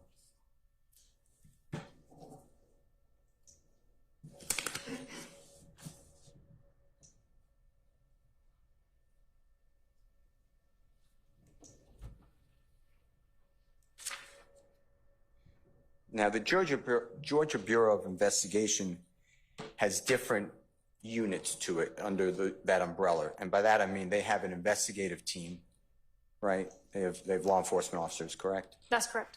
And they have, like you, have crime scene analysts, right? I'm not a crime scene analyst. No. I didn't mean like you. I meant like your agency. Yes, They have crime scene technicians. no. They have crime scene investigators. Okay. Their crime scene investigators are sworn. They're not civilians, are civilians. So we have crime scene technicians and they have crime scene investigators. Okay. And then I'm not saying they don't have other sections, but then they have scientists.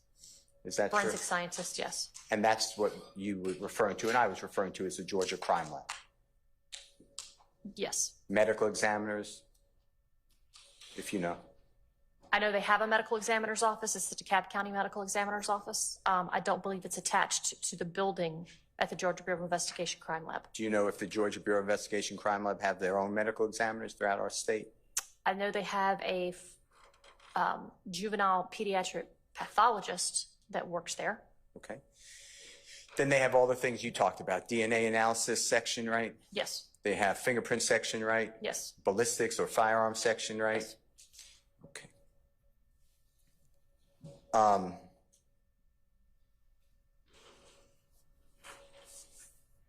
With regards to shell casings that come out of a weapon after it's discharged, you already said that there are no shell casings found in that car when you took the photographs that you noticed, right? No, that's not what I said.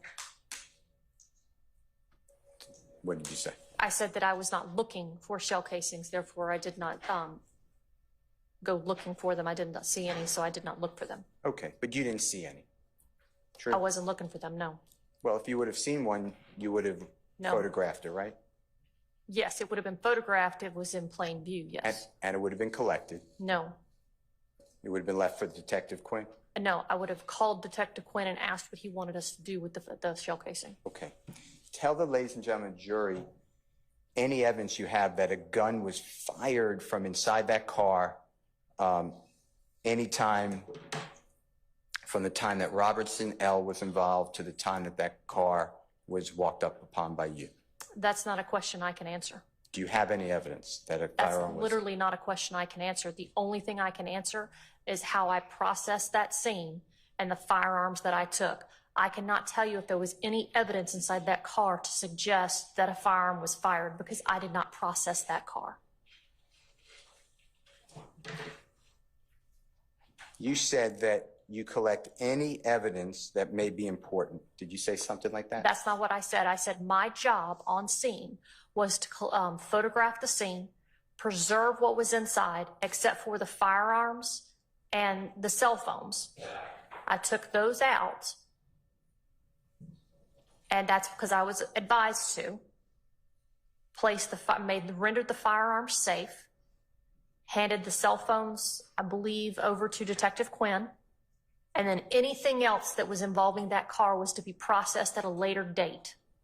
And the car was then to be transported after being escorted down to the annex. Thank you, Your Honor. All right. Anyone else? Anything further? No, Your Honor. All right.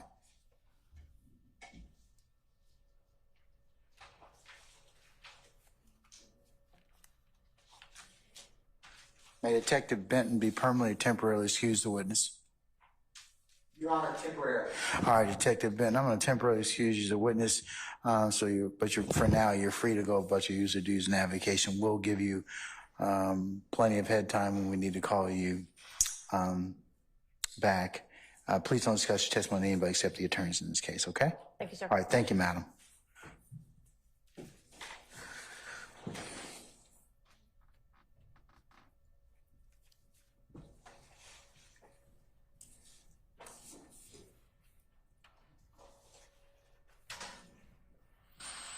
All right, call your next witness. Yes, Your Honor. The state calls Ms. Sharon Latin. All right, summon Ms. Latners, please.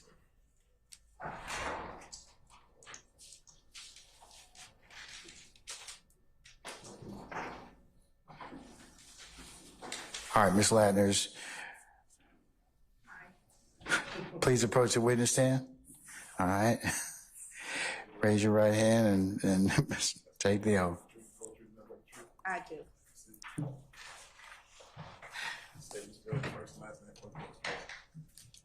Sharon Latners, SharonLatners. Welcome back, Ms. Latin. Okay, I hope you're doing all right today. I am. Thank you. Now, Ms. Latin, I want to hand you a couple items that we're going to talk about today, all right?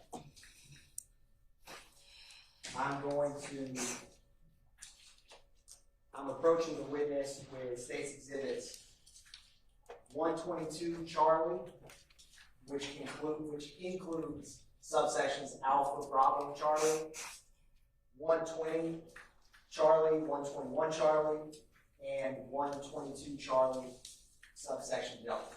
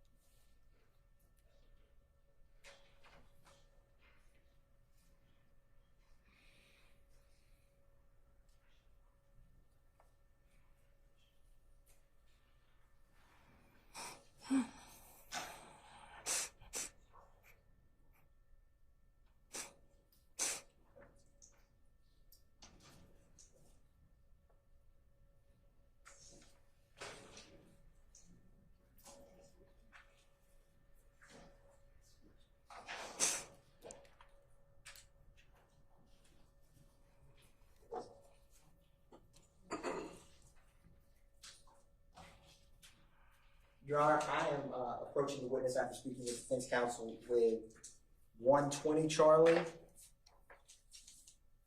and 122 Charlie subsections Alpha through Delta. Ms. Lappers, I'm going to ask you a couple questions about that.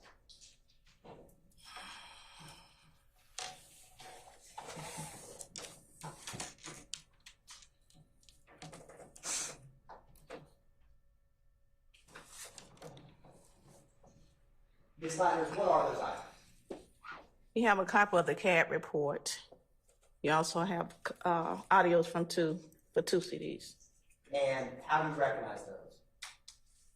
The CAD report has my initials on top, my initial with my name. The audio has my initials on them. Are they a fair and accurate depiction of the CAD report and the radio traffic related to this incident? Yes. Your Honor, at this time, the state moves to admit into evidence State's Exhibits 120 Charlie and 122 Charlie, subsections Alpha through Delta.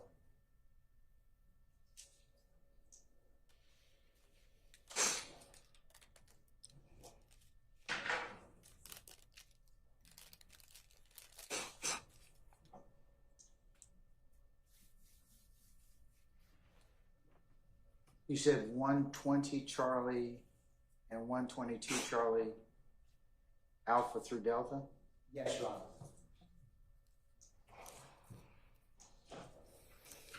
All right. Counsels, any objection from states to states 120 Charlie or 122 Charlie, subsections A through Delta? No objection to those. All right, they're admitted and may be published as you see fit. Thank you, Your Honor. Ms. Landers, I'm going to publish and talk about 120 Charlie.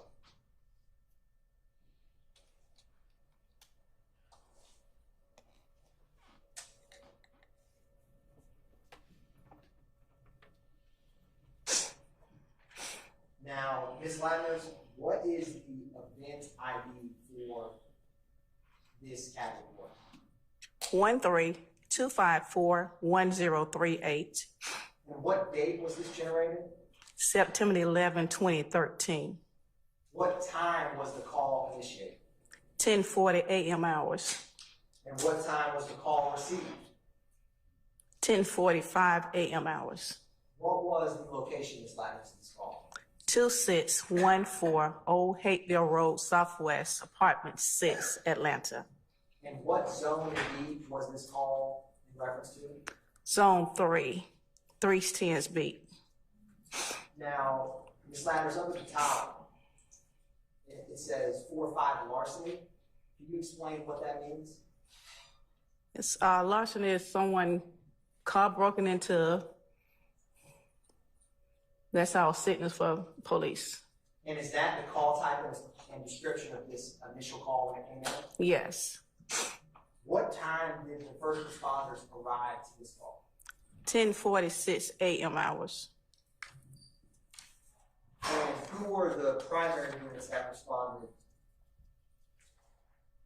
to this call? Unit 2310. Who are under primary unit? Was there any additional officers that assisted? You have a couple of officers. You have 2302, 2307, 2308, 2309, 2312, 2313, 2330, 2331, 2343, 2344, 2345, 2391, 2394, 2396. Is that a unusual amount of officers to respond to a call? Yes. Now, I want to ask you about the traffic starting in this CAB report at 12:06 and 22 seconds.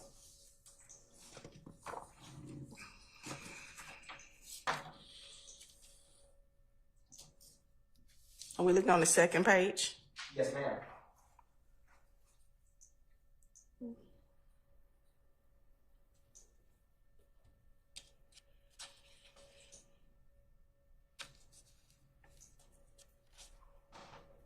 Now, Ms. Landers, leading up to 12:06, can you explain what this CAB report is indicating in terms of what the traffic, how we got to 12:06?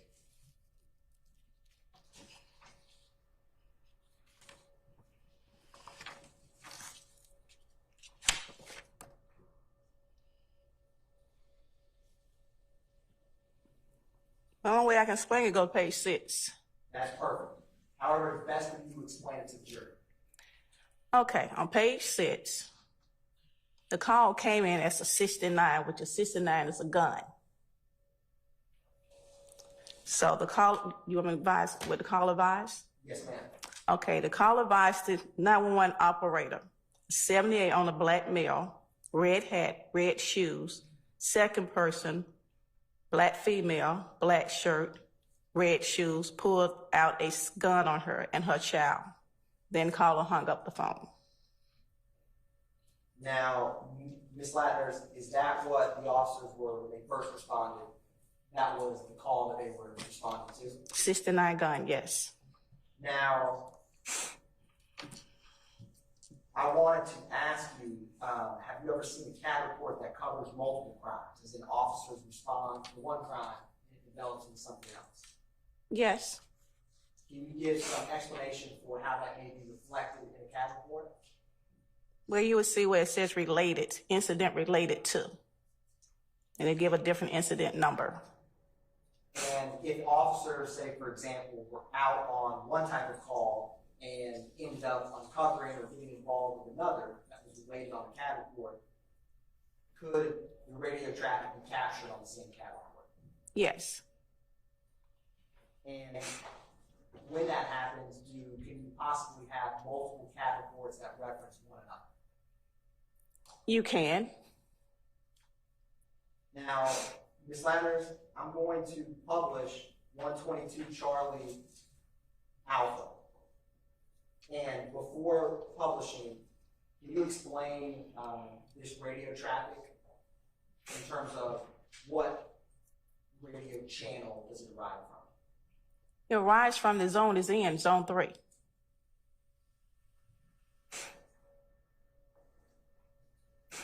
Publishing.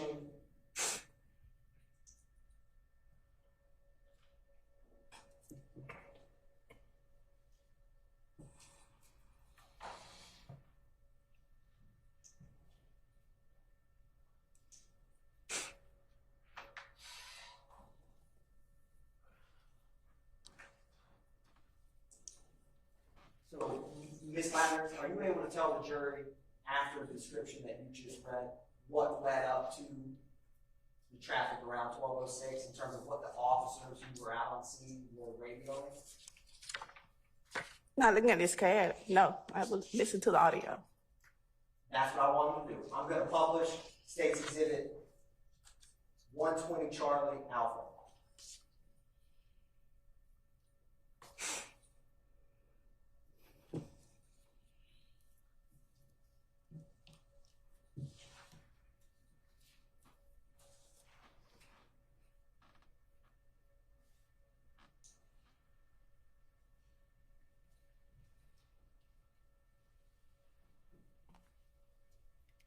Got a 63, 27, 28 Old Hayfield Road. 27, 28 Old Hayfield. 63, 27, 28 Old Hayfield Road. That's fine. We did 27, 28 Old Hayfield Road. Need Unison Star Signal 63. 2310. Right down the street. Right down the street. Coming up. 9-6, I copy. I'm en route. 63. You're raising 2310. Radio got one. Got one subject. What about that? Holding one subject. 20. Now, Ms. Landers, you previously testified about priority responses to different types of calls. What type of response would shots fired over the radio get within APD? You said priority? Yes, ma'am. 0. And can you explain what a priority 0 would cause to be kicked into action? When the officer advised 63 is a help call for APD. So when you get a 63, every unit in Atlanta is going to go to that call. That's a priority 0 call. Now, Ms. Landers, I'm also going to publish 122 Charlie Bravo.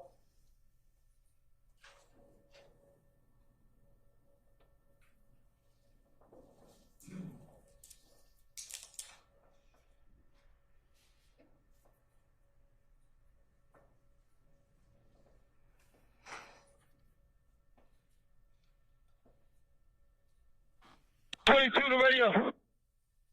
Go ahead. I just shot someone. Show me some units on Cleveland Avenue in Hayfield. Okay, Cleveland, Old Hayfield, signal 50. Need you to say Cleveland, Old Hayfield. Yeah, we don't see him. 9-6, I need you to set up a perimeter. What do you got? You start a 4 over there. He was shooting at someone. One unit behind the Corn Laundry on Cleveland Avenue. Got one subject down. I need one unit over here behind the Corn Laundry on Cleveland Avenue. One unit behind the Corn Laundry on Cleveland Avenue. Video, stop me, paramedic. See, where's en route? Wait, I'm having a 32-year-old black male. She appeared to be shot in the back. Radio receipt. 5301. Check on the units first, make sure everybody's okay. Raise in. 310 radio. Everybody is okay. You can slow units down. Just get a 4 here. We got the scene secure. We are across the street at the Coin Laundromat. Cleveland and Hayesville. I get a physical location. Slow everybody down. Stay back. Stay back. Okay, radio receipt. Radio. Exact copy. I'll be with you in about 1 minute. Okay, unit stand by. 5301 to radio. 5301, go ahead. Radio, you use 126 as the incident location right here on Old Hayesville. Okay, 126 Old Hateville. Radio, give me a helicopter and go ahead and shut the scene down. All right, units, again, secure the scene. 126 Cleveland Avenue. 5 en route, EMS en route. 5301, start me Phoenix so I can check crowd control. Let's go ahead and shut down the streets. Have units advise locations. See, radio receive. I have no numbers where I am. I'm at the Corn Laundry. If somebody could come to the rear near the barbershop Profile Institute barber styling. I got one down on the ground. All right, we're coming around to you. Stand by. 310 coming to you. 310 coming to you right now. My subject on the ground. We're with her. We're with her at the Dollar King. Receive. Advise when the mail secure. So far, radio, they're gonna be 3 males so far. 312, we're gonna have 2 over here. 3 males detained. 301, go ahead and put somebody down on the back side going down. What street is that? All right, we got somebody in the back of Profile Institute. Radio start ID on site. Radio receipt. Star homicide also. Radio receive. 4135 is homicide. We're en route. Is this an officer involved shooting or just 50? 2 subjects. Radio code 4063. All units are okay. Code 4063. 9-6, can you shut this down? I need Cleveland shut down at, let's see.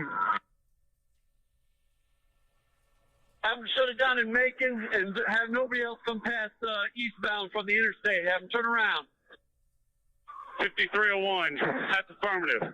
Shut down Cleveland from Macon to the interstate. Also, shut down Old Hateville from Macon up to Cleveland. I need 4 units shutting down the system. 301, I shut in Cleveland, coming westbound. 9-6, I need Old Hayfield shut down. Shut it down by those apartments. 307, I got Old Hayfield shut down on the south side by the apartments, 2700 block. Receive. All right, everybody stand by. Locate Investigator Robertson L. Stand by, I'm with him. All right, everybody is safe. We've got 1 person in front of the Dollar King under arrest. We got 150 at the laundromat. Do we have anybody else?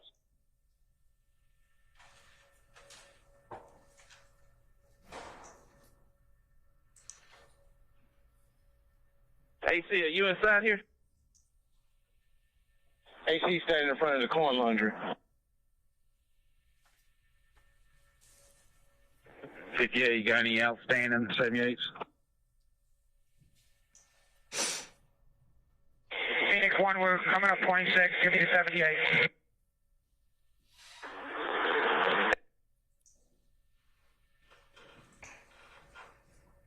I think we have all the perps in custody. Stand by and I'll confirm that again. 5301. notify homicide and OPS. Need a OPS unit over here. 9-6, I need Cleveland shut down westbound, guys. Don't know anything else. Shut down. We got it.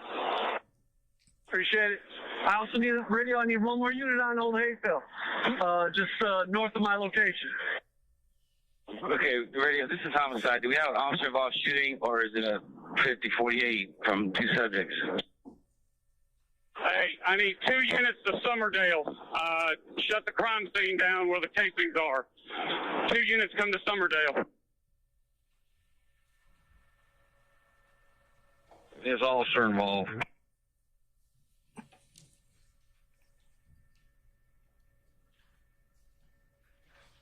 Copy.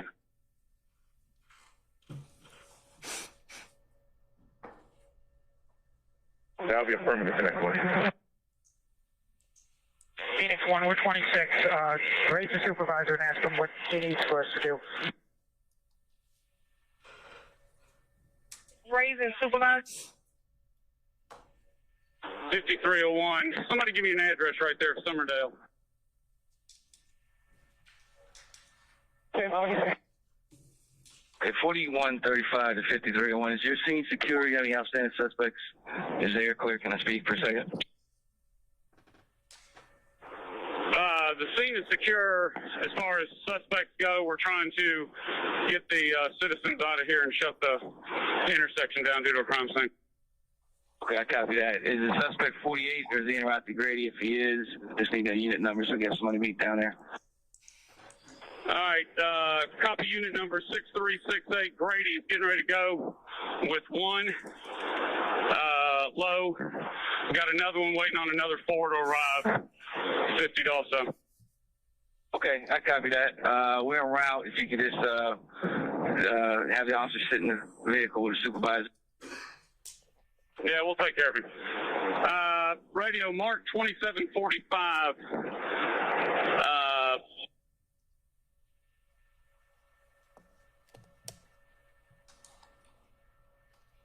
Mark 2745, Old Hateville, Summerdale Apartments as the initial location. Make sure that we have that scene secure over there. See, make sure units are secure. 2745 Old Hayville, Summerdale Apartments. Is it related to 2310's call that she's out on? That's affirmative. That's where the initial scene took place. Suspects then came over to the laundromat at the intersection. 4012 is on 3. Is any outstanding suspects out there? Y'all got everybody. 5301, we believe we got all 3. 4012 Fusion, we copy. Y'all got everybody, guys. 5301 Rays, Phoenix. Go ahead, sir. And Phoenix 1, when you get a chance, I'm going to need a unit north of Cleveland on Old Hayfield. You're still having traffic come down there. I don't see anybody down there. But go ahead, sir.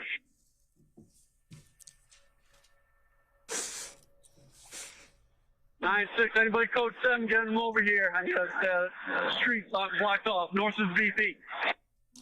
VP, north of the VP, need some units at that location. 94 radio, we are exhausted on units. Ready to see if we can get some help from motors, please. Radio, see if we can get some help from motors on blocking down some of these intersections. They're down here, Sarge. We're sending them up. Phoenix 1, okay, I need somebody at Old Hayfield and Judy Lane to turn the traffic around. Any traffic coming southbound on Old Hayfield.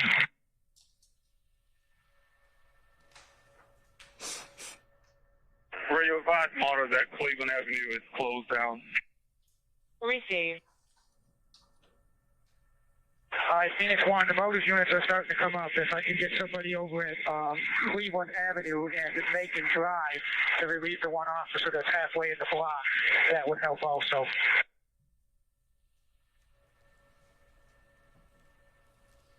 Need units at Cleveland Avenue and Macon Drive.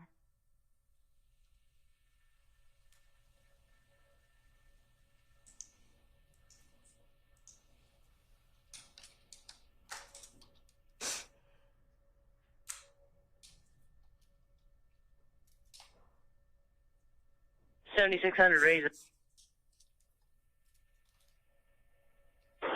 Raise an investigator, Robeson Hill. Go ahead, forward. LT wants you guys to return back to the scene. 5301. Command post is going to be at the intersection of Cleveland and Old Hayville at the police SUV. And you have the investigators involved 5-9 with me at that location. Receive command post at Cleveland, Old Hayville. Investigators 5-9 at that location. 4135 to 5301. We have two different scenes, or which scene should I go to? 5301, I'm sorry, I had a female yelling. What you about to? I'm asking, are there two different crime scenes? And if so, which one should I go to? I'm coming up 26. Just pull onto Old Hayville right behind the fire truck, and I'll advise you of the two locations. We've got two separate locations. 2745 is the second location, LT. Okay, Albert. 1010, raise 2396. 96, go ahead. 1010, what do you need on services? We got to shut Cleveland down. I need Old Hayville, north of our location, shut down also. I got no more units. Get help us out. I appreciate it. Okay, we're at 75. You need anything other than that? Right now, if you could release some of my units on Cleveland, divert this traffic away from us. We got a bad crime scene over here. Stretch right at the intersection. Yep. Radio raising 301, Phoenix. copy. We got, what is it, 2734 Old Hayville. You got the second crime scene down here. 2745. Hey, make sure we assign a unit to go behind this vehicle. Grady unit. Radio raising Phoenix. Hey, they sent a female. Do we have a female in custody? Black female with blonde hair? All right, 5301. We know we're missing a black female with a blonde wig. Stand by for a second. Sergeant Daniels, you're going to follow down first Grady unit. Hey, firm. I think I'm the only one available. I'm getting off my traffic post. I'm going to follow the Grady ambulance that has the perp in it.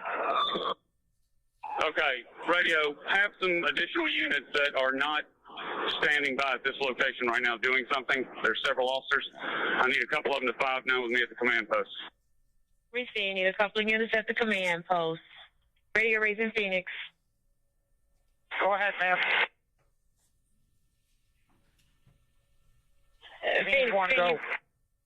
Phoenix, can you downlink?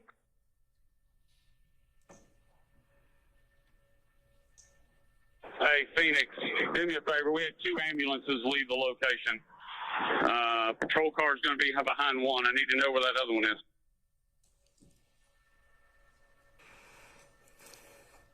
5040, you got one getting on 7585 northbound. All right, Phoenix, if you can 5-9 which ambulance is leaving without an escort behind it, I need to get one of my units behind it. 5040, I think it's this one that I'm near. If you can have a unit 5-9, I'll follow it down. Is it perp in here, or is it victim? 94, I'm going to be behind bus 386 with one of the perpetrators going to Grady.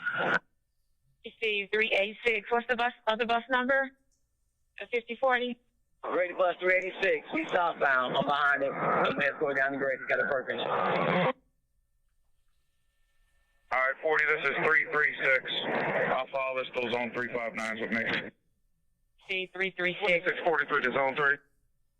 Go ahead. I saw Grady leave, but no one's following it. I'm going in the same direction. You want me just to follow it until it gets to the grade and somebody come relieve me? Affirmative. What's the unit number? I'm 2640 on zone 6 Boulevard unit. I came out to assist, and so now I see it leaving. I can follow it until somebody comes and relieves me. Okay, what's the Grady unit number? I'm a little bit behind it. Give me 1 second. I'll catch up. Stand by. Radio to Phoenix. You copy. Enter the downlink. Phoenix 1, that's affirmative. I'm getting it up for you. Let me know when you get a picture. Be advised, we got a female still outstanding with a blonde lace wig on the front. Don't have a clothing description. Receive an outstanding female with a blonde lace wig.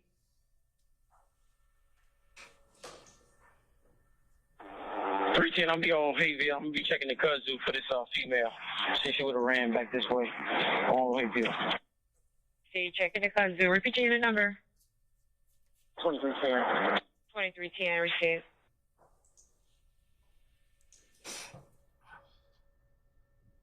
This 43, zone 3 right on the side. Bus 336. I see a unit behind it now. I guess they might be checking over. Receive. Go ahead and go for it. 5040, that's me. I'll stand by for zone 3. See. Unit to be en route with the 5040 to Grady. Phoenix 1, do you have a picture? Not yet. Unit 10, try Lieutenant Culberson.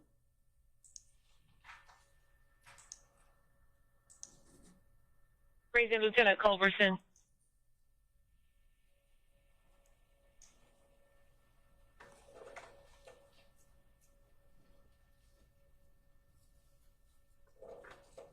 $5301, I'm standing by with homicide. Stand by. Unit 10, just want to advise you, we got the bus fired up. We'll be en route to you. Just be thinking about where you want it. Should be there in about 15 minutes. All right, probably the best place would be in the empty parking lot of the old Kmart right there. That's about 100 yards away. Copy that. 2850, copy. That's perfect. 2391. Can you copy where the command post will meet with you? No, what I copy is down at the Kmart parking lot. 294 to 5301. Can you give me Moody? Give me the name of the suspect that's in the back of bus 368. Give me his name again.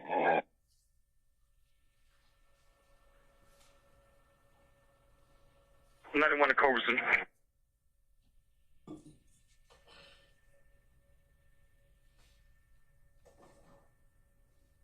Can any of you advise the 78 of the female what she was wearing? I got black female blonde wig. We have height, weight, clothing description. All right, repeat the description again. I need to get a good description. I got black female with a blonde wig. Can we get a height, weight on her, clothing description? Negative. She was a driver, all we know. We never saw the physical height of her. If you got one detained, can you bring it this way? Porter can identify her. Yeah, we're going to start canvassing the area right now. Her last direction of flight. Okay, somebody said that she jumped over the fence. I don't know how.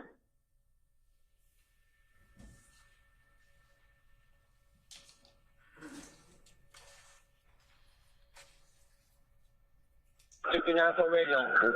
Ready to investigate Moody. Raise an investigator, Moody. 5326. Give me the name of this perpetrator, please. Give me the name of this perpetrator. It's in the back of the Brady bus. I'm sorry, Sarge. Say that again. I couldn't hardly hear you. Hey, Sarge, I got you. It's Frederick Prothero, and the other one is Walter Murphy. Frederick Prothero and Walter Murphy. Got Walter Murphy. What's the second one? One is Murphy. The other one is Frederick Prothero. Okay, got that. Ready? We're coming up 26 to Grady radio. Receive.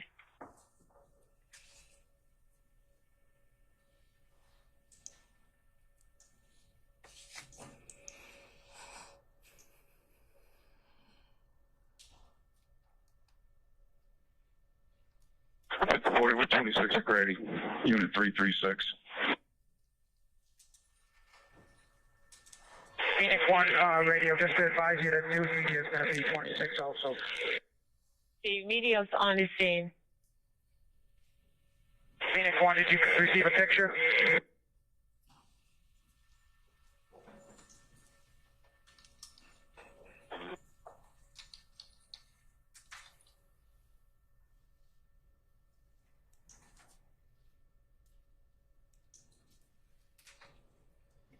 7602 Phoenix, we got everything up. We got it up. Downlink is up.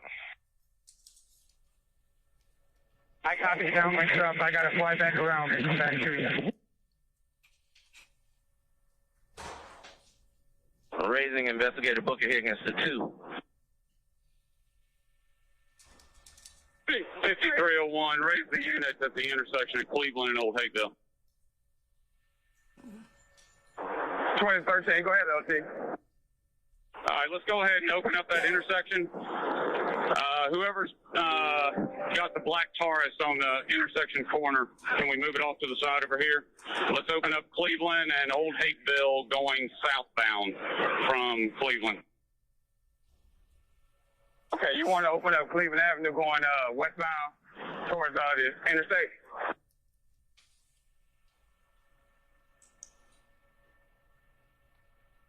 I got 9637. 7. You got your car up there with you?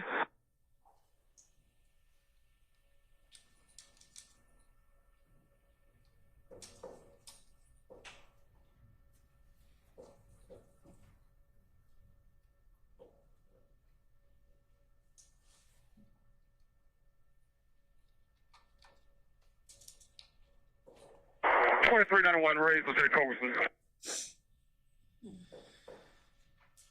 Stand by, sir. Go ahead for him, LT. Confirm he wants to set up a command post here in this parking lot below churches in the Kmart parking lot. Yeah, that's where he said. Right there on the side. Okay, copy.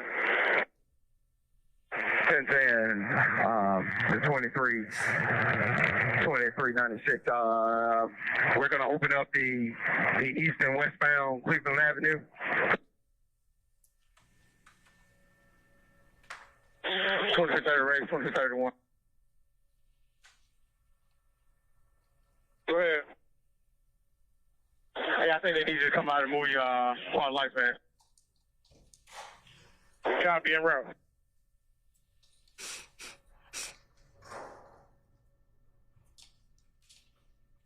1010, Zone 3 Supervisor, we're getting word that you want to open up Cleveland Avenue.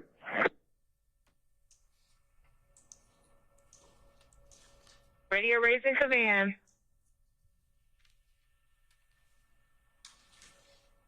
I mean, Lieutenant Culberson is incident commander at this time. Raising 2391. 5301 or 2391, go ahead. 1010, we're getting word that you are wanting to open up Cleveland Avenue.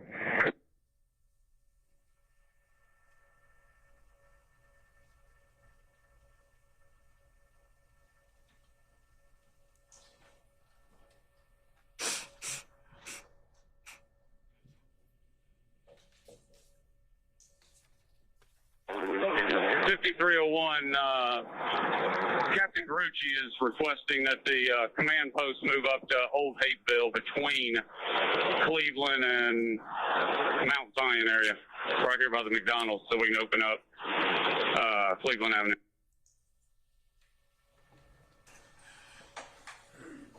Ms. Landers, I wanted to ask you a couple questions about some of the codes that were used on radio traffic. What is a FORM? Ambulance service, greater ambulance. And Ms. Landers, what is outstanding 78s? It's a description of the perk they're looking for. What is a code 4063?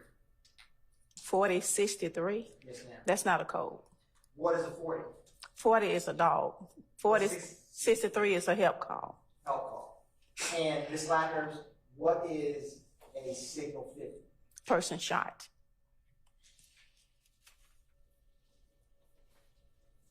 Your Honor,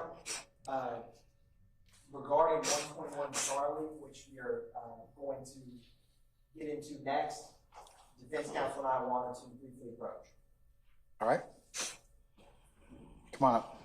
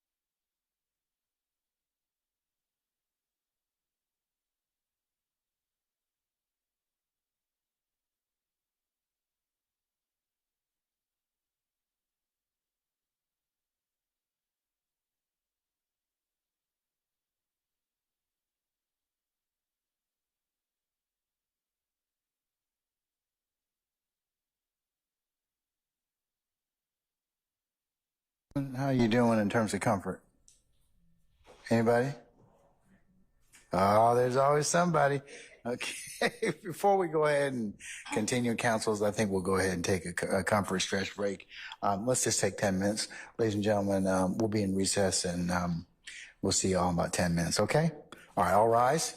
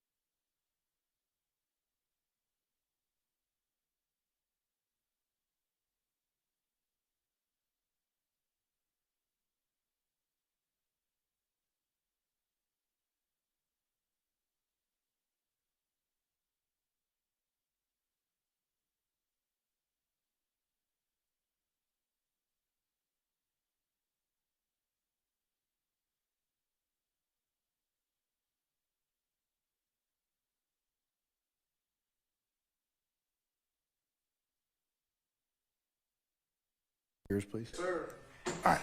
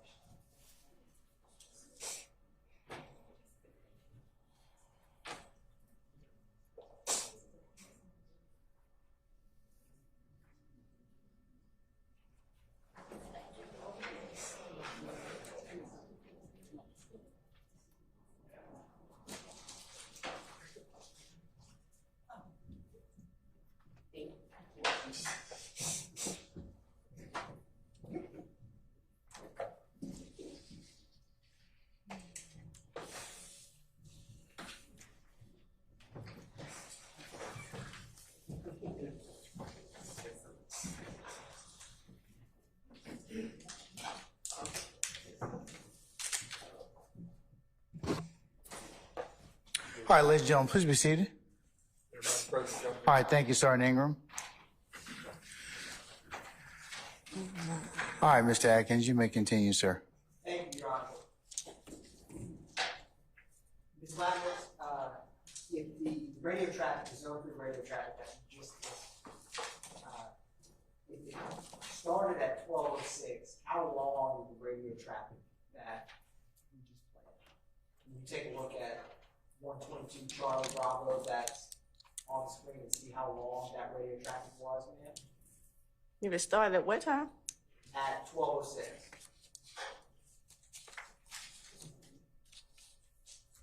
I'm not gonna be able to tell you how long the radio traffic went. And I wouldn't expect you to. However, I have a shortcut of 122 Charlie Bravo that's on the screen to your left. How long was that radio traffic we just listened to? Right here? Yes, ma'am. 24 minutes, 34 seconds. So if it started at 12:06, what time would it be? A little after 12:24. About 1. I don't know. Well, that's all right. So if it was 12:06 and we played 24 minutes of it, would it be around 12:30? You said 12:06, yes. About 12:29, 12:28. Now, Ms. Ladders, I'm going to approach you with 121 Charlie. Let me know if you recognize that document. It's a copy of the incident for that day. How do you recognize it, Ms. Ladders? Well, my name is printed up there, and it's a copy of the incident for 911 call. Your Honor, at this time, the state's going to move to admit State's Exhibit.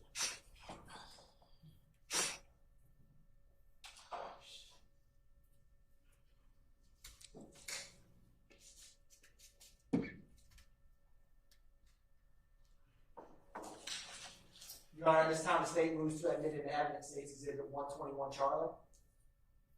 All right, any objection to 121 Charlie? All right, it's noted, I'll admit it over objection, maybe publish as you see fit. Thank you, Your Honor. Publishing 121 Charlie. Ms. Ladders, I want to talk about this. So what is the event ID, or I should say incident number for this CAD report? 13254-1308. And what date was this? September 11, 2013. And going through this CAD report, what time was this call initiated? 12:32 p.m. hours. What was the location? Old Hateville Road at Cleveland Avenue, Southwest Atlanta. Now, up at the top, what was the call type and description? It shows a 39 on a 25. It's information for the office advising shots fired in the area. Now, looking at the CAD narrative, Ms. Ladders, at 12:36, can you describe what, or can you help explain what it starts with CLR and then ADD? Can you read that and describe what that means? Call advised in Building C. Perp who was seen shooting is hiding in this home. And right underneath that, Ms. Lattners, what is it? It starts with unit. It shows request unit to check and advise. Call advise her friend, her female friend is not answering the phone from that location. And Ms. Ladner's, it also has RI, and it says related to, and it has numbers ending in 1038. Can you explain for the jury what that indicates? It indicates sometimes we get more than one 911 call from the area, from the location. So the operator creates another incident number, but she related to the first incident 911 call that came into the center. And Ms. Ladner's, if you look at those numbers that end in 1038, and can you look at what we've already talked about, 120 Charlie, and I want to ask you if they are the same or different. They advise they related, so they're the same. And Ms. Ladner's, can you read for the record what that incident number that it's related to is? 132541038. And right beneath that, when it says C CADs for 1038, what does that indicate? Operator telling the dispatcher to see CAD, the last 4 digit 1038. So after this call came in with that, would some of the CAD traffic be captured on the 120 Charlie we discussed when we started? Yes. Thank you, Ms. Ladner. I'm going to now publish 122 Charlie.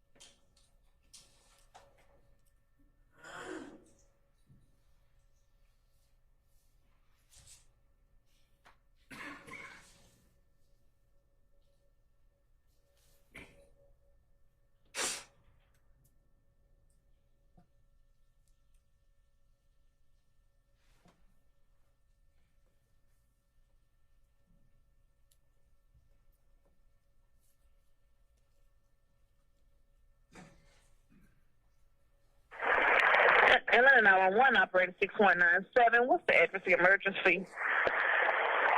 It's not an emergency. The guy that shot the guy over here off Cleveland Avenue, he's in my friend's apartment, and she's panicking. She don't know what to do.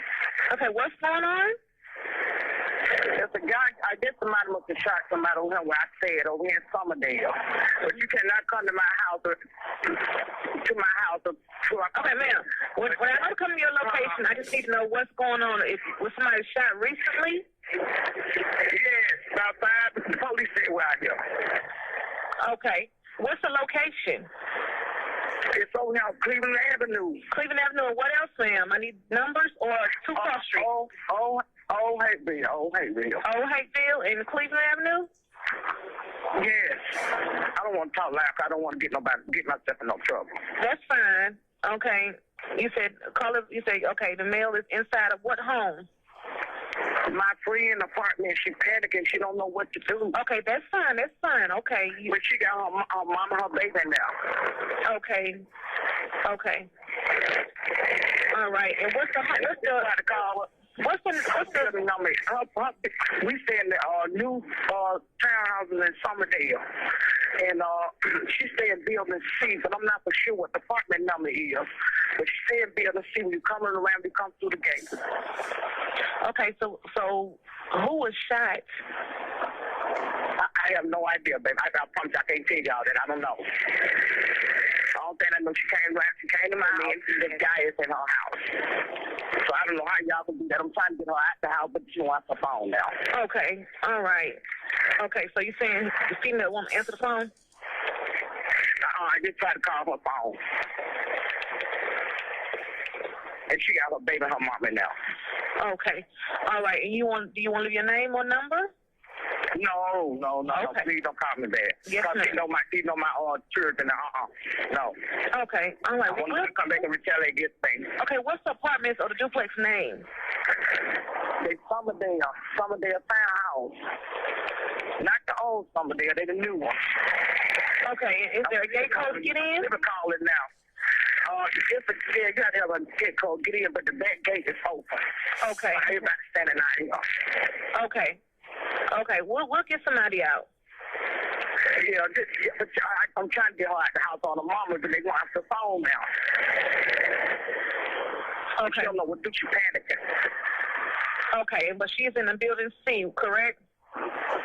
Building C. When you come around when you come through the gate, come around. But I'm not for sure what the number is on her apartment number. All right, we'll get somebody out. Okay. All right, please don't tell us how to make the call. Yes, ma'am. They won't call you back, and I don't have your name. All right, thanks. All right. All right.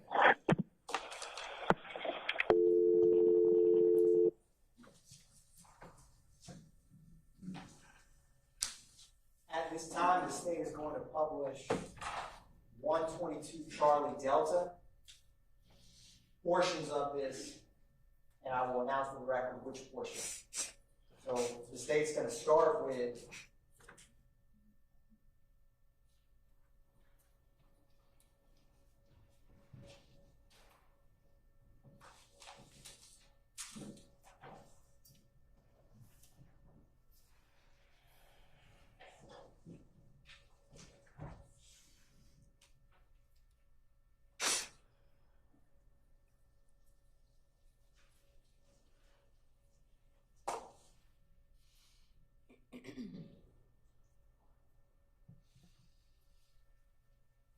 Ms. Latner, before I play this, I wanted to ask you, what time did the 911 call we just listened to come in?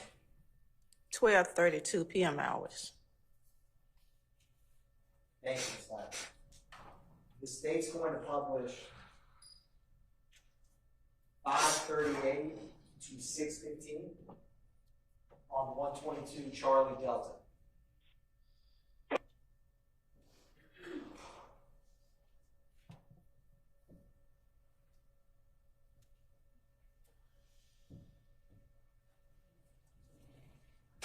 We're going to start at 5:23, y'all.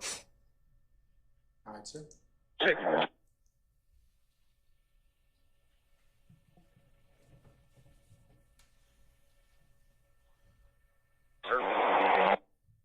Hey, Booker, you up?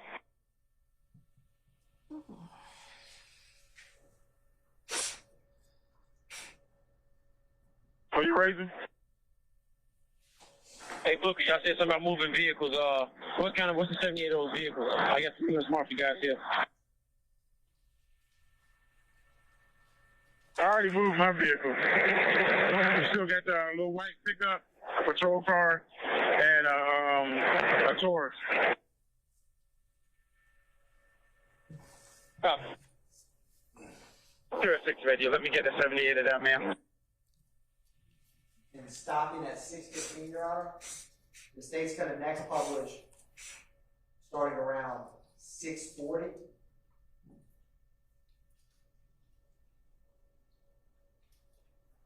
And stopping at 7 minutes and 30 seconds. Okay. Starting at 6:34, Your Honor. 2305, are you clear? 05, just about to pull in with you. I'm clear. Send me where you need me. Received, bye-bye. Radio, raise on scene commander out there on the shooting. Raise it 5301. It's 5326 radio. Go ahead. 96 raise 308. 308. Hey, I got somebody gonna put in the back of your car. I need you to keep an eye on. I'm right over here. Units, if you guys see a Toyota Tundra green in color, let that vehicle inside. It's going to be the owner. You can access the video footage for us. Stopping at 7 minutes and 32 seconds, Your Honor. The state's going to next publish 8 minutes and 25 seconds. 305, an audible alarm at 822. Sending the green Tundra is the owner of the laundromat, green Tundra, coming up to the crime scene. Yeah, let him through. His name should be Khan, I think.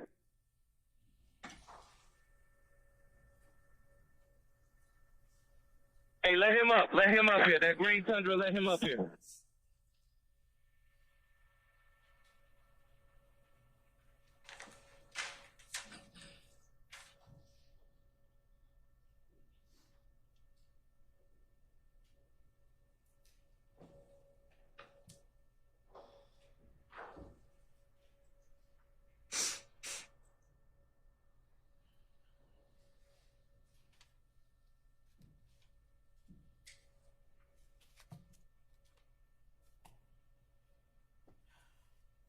Hey, we're going to let this Toyota Tundra come here real quick.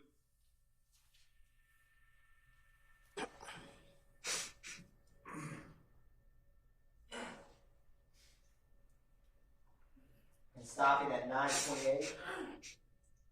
The state's going to now publish 14 minutes and 10 seconds to 14 minutes and 35 seconds.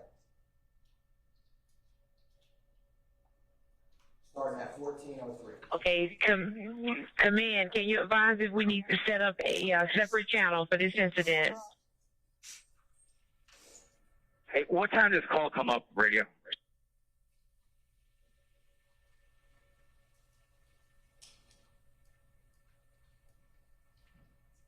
Okay, the original call or when the 63 came up? This is 63. We're trying to watch the video right now to get a good time frame. Stand by. 5755 radio.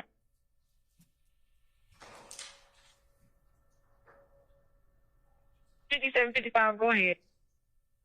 Oh, man, 29 at Price Middle School, 3 girls detained. Price Middle School, 3 girls detained. 305 and 26. 305, 26.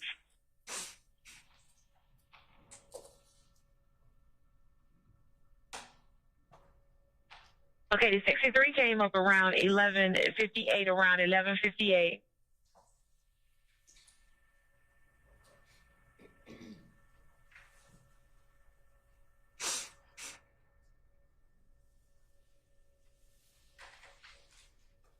And going to publish at 16 minutes and 50 seconds.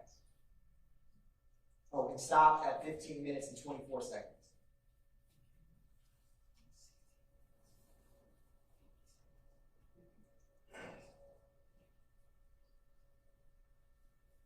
Unit speed, all units to switch to TAC 1. All units on the incident, switch to TAC 1 at 12:44.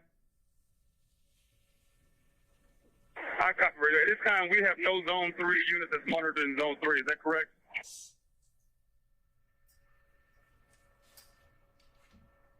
For the record, Your Honor, we started that at 16 minutes and 45 seconds and stopped it at 17 minutes and 4 seconds. Okay. Ms. Lagners, in that radio traffic we just listened to, you mentioned switching to TAC 1 radio at 12:44. What does that indicate?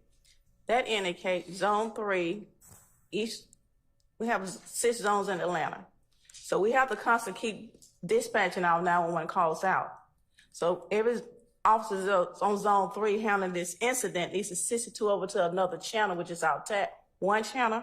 That channel is for special events only, emergency channels only. So they're advising everybody who's under this incident need to go to 62 to TAC 1. What happens, or why is it that you switch radio frequencies in terms of what would happen to the Zone 3 radio traffic if they kept speaking about this incident over the Zone 3 radio? It stops the dispatcher from dispatching calls, 911 calls out to other officers that need to be handling their calls.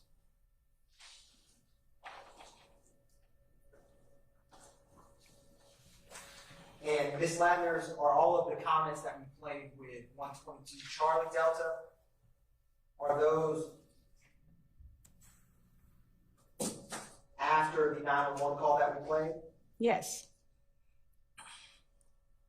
And is some of the radio traffic because it switched to TAC 1 reference other crimes unrelated to this incident? Yes. Thank you very much, Ms. Ladner. No further questions from the state, Your Honor. All right. Cross? Yes, sir. All right, go ahead.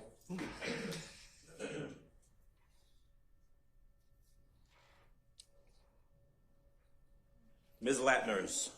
Yes, sir. Welcome back. Let me start off where the prosecutor just left off.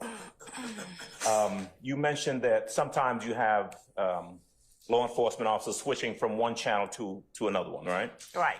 And because of that, sometimes you may have or you may hear on radio traffic on a particular channel a call that doesn't have anything to do with the particular incident that had been being discussed. Is that correct? All right. So when you started your testimony and we were showing that CAD report, I remember that had the phone call about black male in a red shirt and red shoes and a black female in, I don't know, red shirt and red shoes or something like that. That had nothing to do with the other call that we've been talking about. Is that true?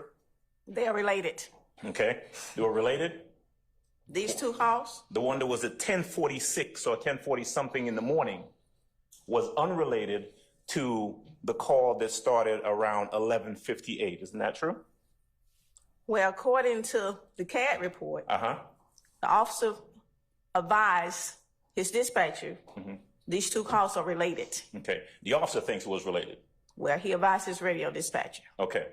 All right. So I'm going to come to that in a second, but I want to review the radio traffic with you.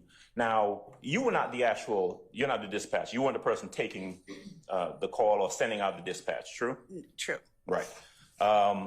But you are familiar with the codes that are referenced in the calls or in the dispatch traffic, right? I started off as a dispatcher, sir, in 1990. In 19 when? 1990. And so you know all of this stuff? Yes, sir. All right. So I want to go then to, with the state's assistance, their Exhibit 120C A, the CAD report, excuse me, the radio traffic. Can I have that? I'm sorry? No, not recording, the CAD, the 120C, thank you. That's 120CA, is that correct? Just C. All right. As soon as we get that up, I'm gonna ask if we can play specific portions. I want you to listen to them. The radio traffic. That is correct, if that's what you call the recording. All right. You call it recording, I call it traffic. I'm gonna have you listen to those, to a certain portion that I'm gonna ask the state to play, and then ask you some questions about those, okay? You know, some sniffling, you okay? I'm quite sure I'm not the only one cold in here.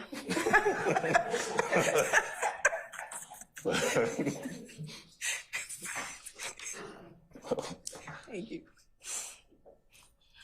All right, so there is some radio traffic at that goes from 0 seconds to 10 seconds. If I can have that one, please. 63, 27, 28, Old Hayfield Road. 27, 28, Old Hayfield. 63. Let's go to 40 seconds. Yes, please.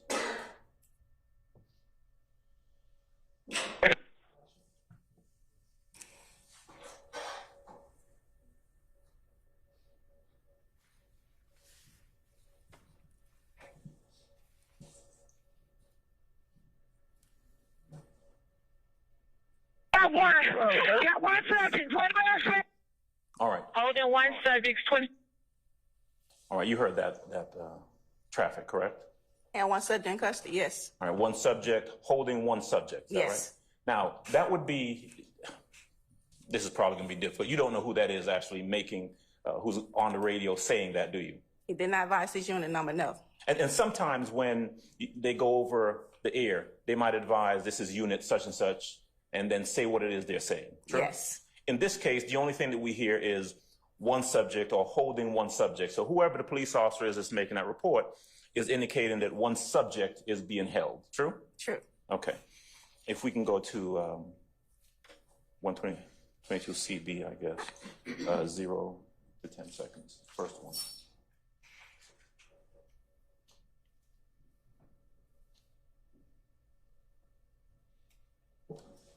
And of course, as the radio traffic is coming in, I mean, this is happening, it's being relayed as it happens in real time, right? Real time. Okay. Yes. 22 the radio. Go ahead. I just shot someone. Tell me some units on Cleveland Avenue in Hayville. All right. Okay, Cleveland, oh. Am I correct that whoever's over the radio at that point just indicated that, quote, they had just shot someone? Yes, sir. Okay.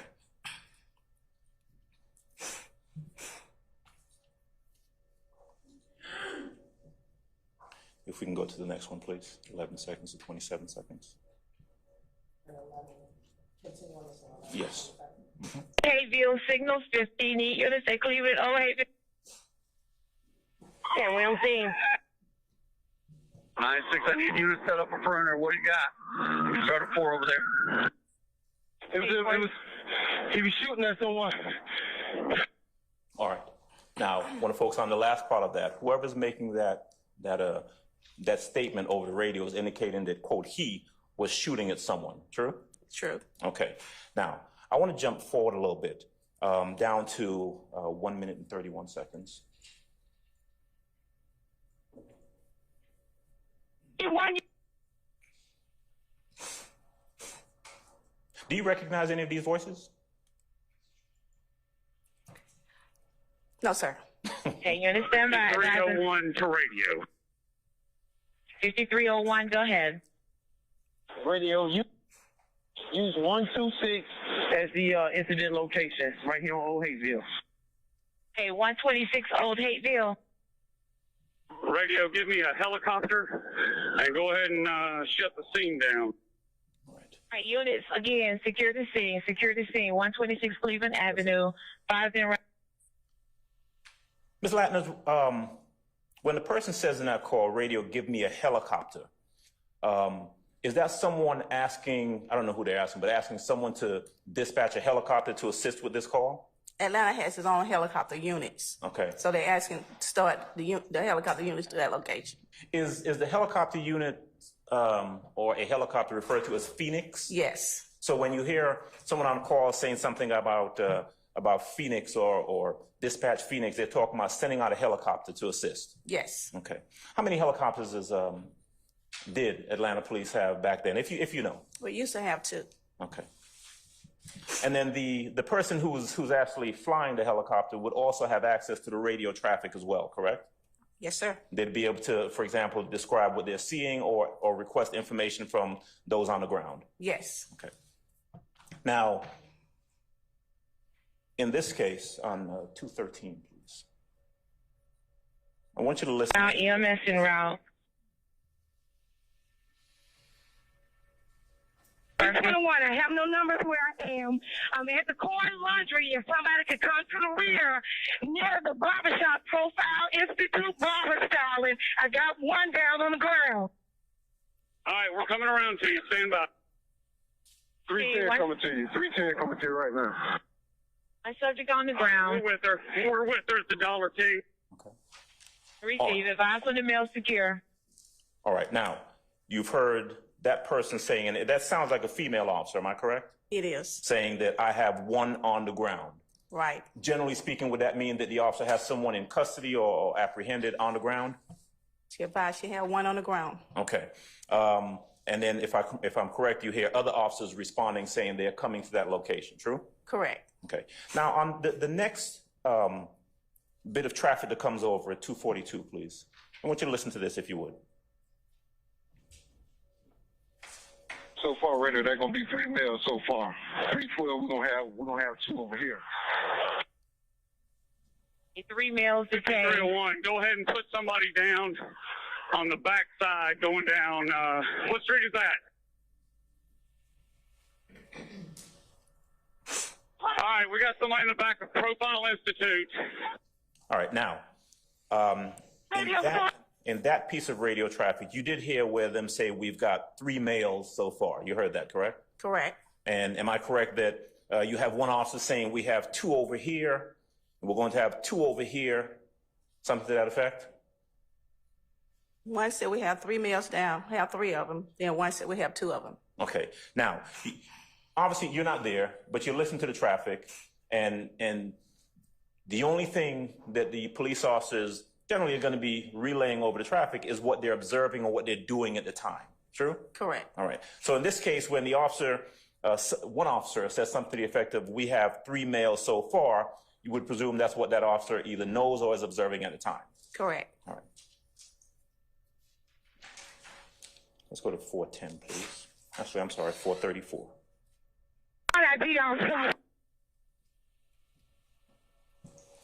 Peter Robertson L. Stand by, I'm with him. All right, everybody is safe. We've got one person in front of the Dollar King under arrest. We got 150 at the laundromat. Do we have anybody else? Okay, please. When the officer says in this transmission that they have 1 in front of Dollar King under arrest and 150 in front of laundromat, what does 150 in front of laundromat mean? One person shot. One person shot. Yes. Okay. And did you hear the officer, whoever's making that transmission, asking if they have anyone else? You heard that? Correct. Okay. 501, please.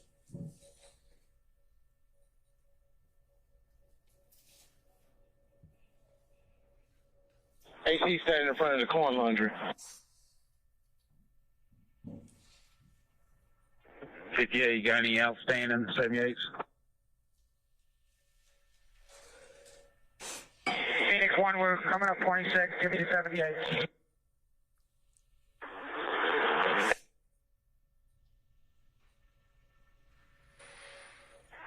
I think we have all the perps in custody. Stand by and I'll confirm that again. All right. 5301. There appeared to be a few things there. Did you hear when the person over the radio says or asks, do we have any outstanding 78s? Is that what it was said? Yes. Okay, what are they asking there? Any more description or any more perps? Okay, so you've got one person asking if there are any more perpetrators. Right. And then we heard someone say, Phoenix 1, we are coming up, give me the 78. Now, that was the helicopter pilot on the radio traffic, is that right? Correct. And when they say, give me the 78, what are they asking for? They asking for a description of the perps in the area. And that would generally be because Phoenix 1, the helicopter, is assisting in looking for whatever perpetrators are described by the folks on the ground, true? Correct. Now, when we hear the officer who says, I think we have all perps in custody, stand by, I will confirm that. Those officers talking to each other, apparently one of them who appears to be checking to see whether they have all of the perpetrators in custody. Correct. All right.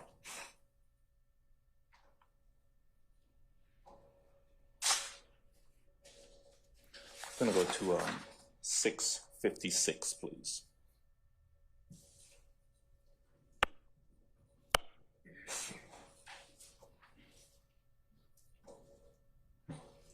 $135 to 5301. Is your scene secure? You have any outstanding suspects? Is the air clear? Can I speak for a second? The scene is secure as far as suspects go. We're trying to get the citizens out of here and shut the intersection down due to a crime scene. Okay, I copy that. Is the suspect 48 or is he en route to Grady? If he is, just need a unit number so we get somebody to meet down there. All right, copy unit number 6368. Grady is getting ready to go with one low. We got another one waiting on another 4 to arrive. 50 also. Okay, I copy that. Ms. Latners, when the officer asks, or whoever it is asks, if the scene is secure, do you have any outstanding suspects? again, that's them communicating with each other, checking to see whether or not there are any additional suspects that they should be looking for. Does that sound about fair? Correct. Okay. Now, I heard someone say that the scene was secure as far as suspects, but we are trying to get citizens out of here. Did you hear that? Yes. Okay. Did that sound to you as though you have officer or officers attempting to keep folks who aren't involved out of the location? Correct. Okay. And then that would be commonplace, right? Trying to, you don't want to mix up people who happen to be in the parking lot with the suspects that are being referenced on the radio traffic. True? True. 840, please. Route, if you could just,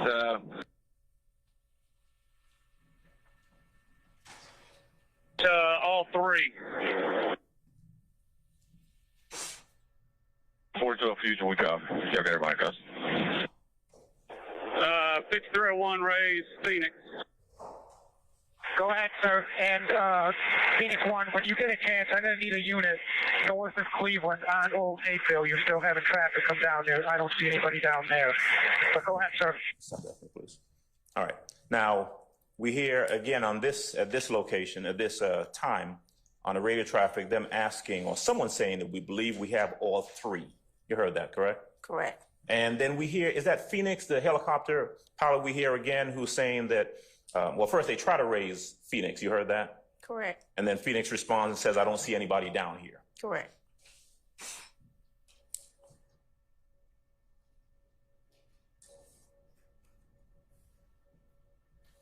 Let's go to 1251, please.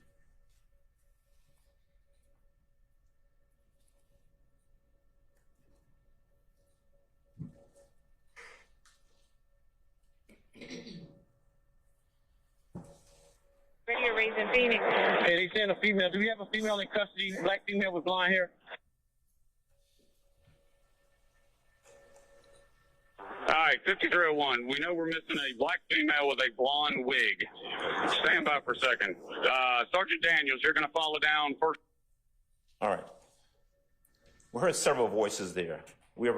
You did hear a female voice, officer, initially asking if we have a black female in custody with blonde hair.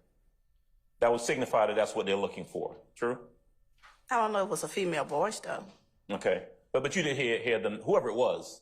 We don't know exactly which officer it was, but whoever it was, we hear them asking about if they have a black female in custody with blonde hair. You heard that? Correct. Okay. And you tell me if I heard this correctly. Do we hear a separate voice saying we know we're missing a black female with a blonde wig? Correct. And would I be correct in assuming that officers, separate and apart from what you're hearing on the radio traffic, are communicating with each other down on the ground? Is that generally how it works?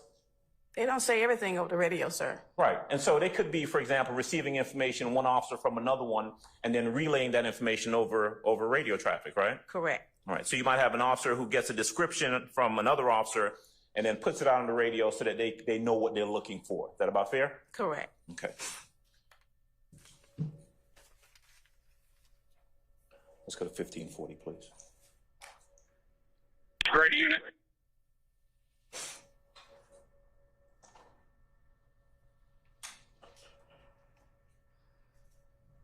LA. Phoenix 1, that's affirmative. I'm getting it up for you. Let me know when you get a picture. Be advised, we got a female still outstanding with a blonde lace wig on the front. Don't have a clothing description. 1600, please. See the outstanding female with a blonde lace wig.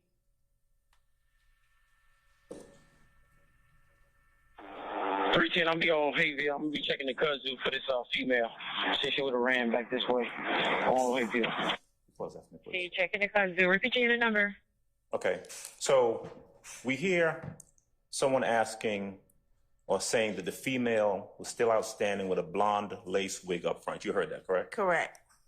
All right. So look, I don't know the difference between a lace wig and a regular wig, but it's clear that they are looking for a female with a blonde wig of some sort, right? Correct.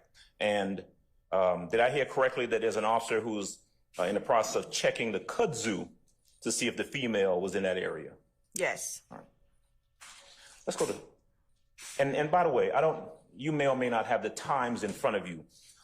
Is it fair to say, because I'm jumping around a little bit, do you have where they first start asking about the black female in custody with blonde hair to the part that we just heard about the officer checking the kudzu for that female, that it's about 3 minutes or so?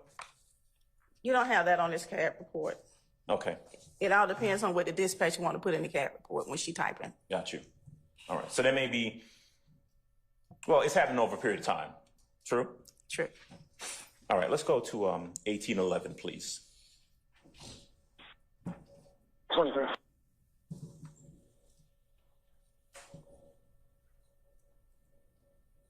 Can any of you advise the 78 of the female what she was wearing? I got black female blonde wig. We have height, weight, clothing description. All right, repeat the description again. I need to get a good description. I got black female with a blonde wig. Can we get a height, weight on her, clothing description? Negative. She was a driver, all we know. We never saw the physical height of her. If you got one detained, can you bring it this way? Porter can identify her. Okay, let's stop that. Yeah, we're gonna start canvassing the area right now. All right. So did you hear on that traffic where one unit is asking, advising what the 78, is that description? Yes. What the 78 of was the female, what the female was wearing, asking for height, weight, clothing description from anyone else who's listening on the channel, correct? Correct. All right. Then you heard another voice saying that she was the driver. We've never seen her physical description, but Porter can identify her. Did you hear that part? Yes. Okay. Do you know who Officer Porter is? No.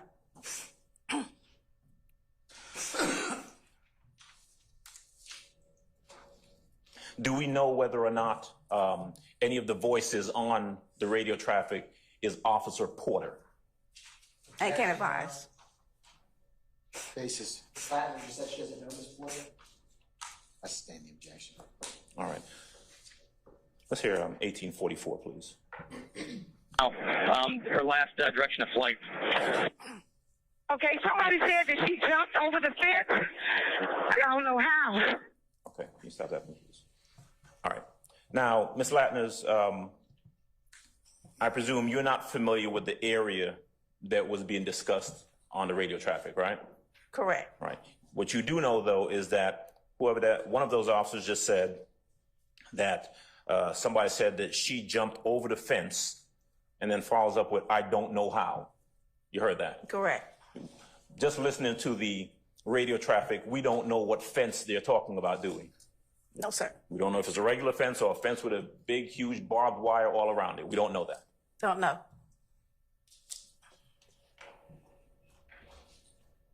$19.10, please.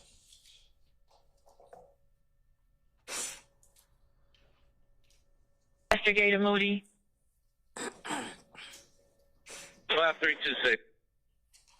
Give me the name of this perpetrator, please. Give me the name of this perpetrator. It's in the back of the radio bus. I'm sorry, Sarge. Say that again. I couldn't hardly hear you. Hey, Sarge, I got you. It's Frederick Prothero, and the other one is Walter Murphy. Frederick Prothero and Walter Murphy. All right, thank you. Got Walter Murphy. What's the second one?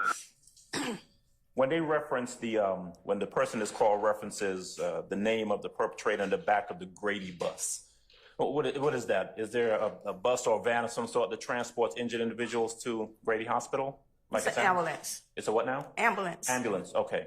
And you did hear them reference the two names, Frederick Prothero and Walter Murphy, is that correct? Correct. All right.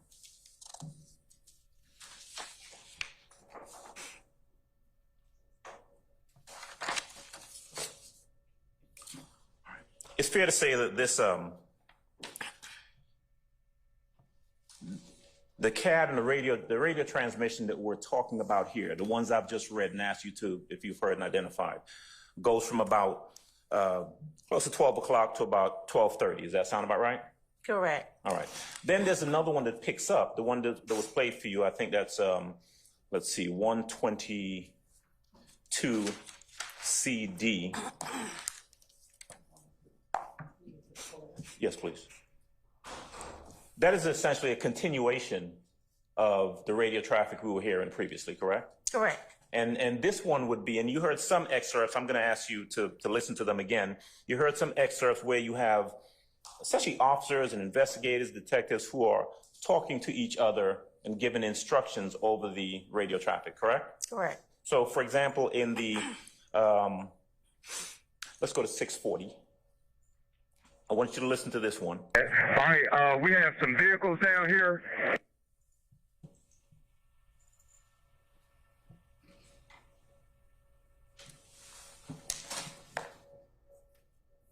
$23.05. Are you clear? 05, just about to pull in with you. I'm clear. Send me where you need me. Receive. Stand by.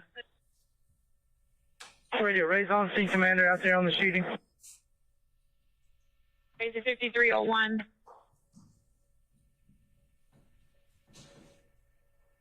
It's 5326 radio. Go ahead. 96 raise 308. 308. Hey, I got somebody that can put in the back of your car. I need you to keep an eye on. I'm right over here.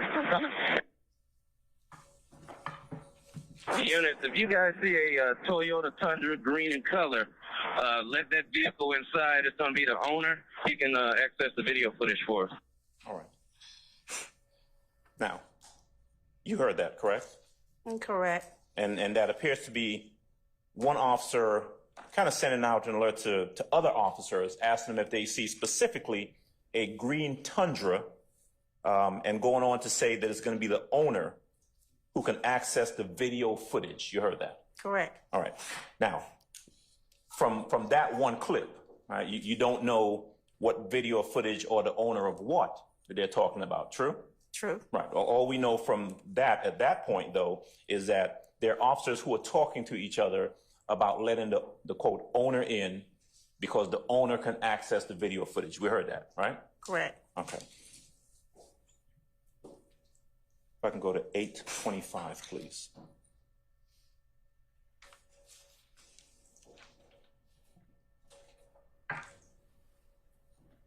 Sending the green Tundra is the owner of the laundromat. Green Tundra coming up to the crime scene.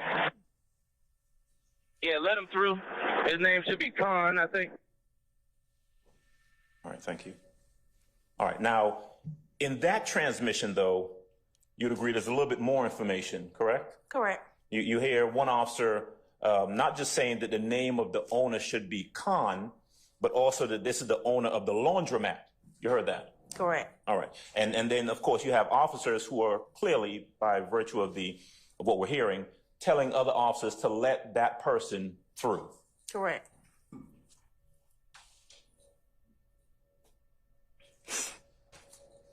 Let's go to 1413, please. Hey, let him up. Let him up.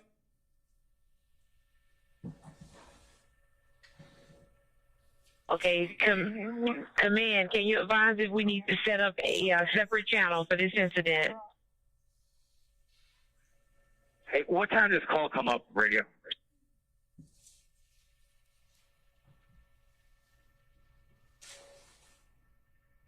Okay, the original call or when the 63 came up? This is 63. We're trying to watch the video right now to get a good time frame. Stand by. Okay, that's enough. Thank you. All right, now, that was about 20, 30 seconds or so, but what we heard in that one was one officer asking about setting up a separate channel, right? Correct. And then another officer asking about what time the 63 came in. Correct. 63 is?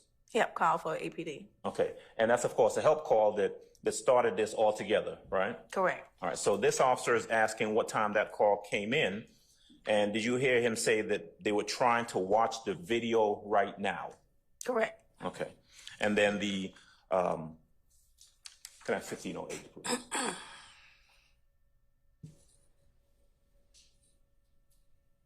$57.55. 305.26. 305.26.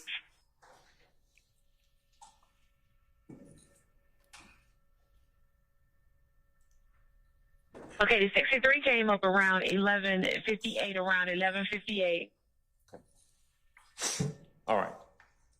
That appears to be, from what we're hearing, the dispatcher responding to the officer who had asked previously about the time. That 63 came up about 11:58. Is that right? Yes. Okay. And so, if I'm correct, we've got an officer asking for the time because they are trying to watch the video right now, right? Right. That was after you had the owner, according to the dispatch, showing up and being let through in the green Tundra, right? Not the dispatch, the officer. The officer, excuse me, the officer, right? And then that was also after another officer advises, let him through, his name should be Khan, and he can access the video, right? Correct. And that he is the owner of the laundromat. Correct. And then that they are, quote, trying to watch the video right now. Correct. All right.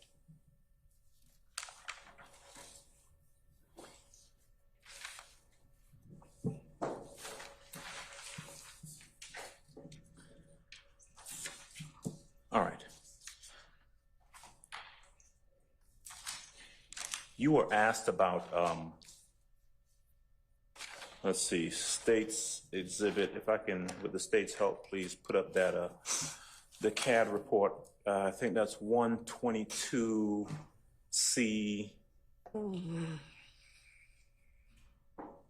Whatever the CAD is. 121C. There you go. Ms. Latners, you are a great help. Thank you. All right, put that up if you can, please. Please.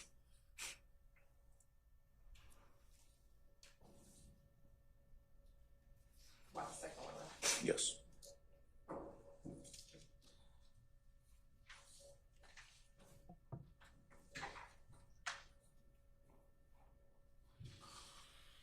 All right. This call comes in, and there is, am I correct that there's no identification as to who the person is that's making a call? It just advised female caller. Right.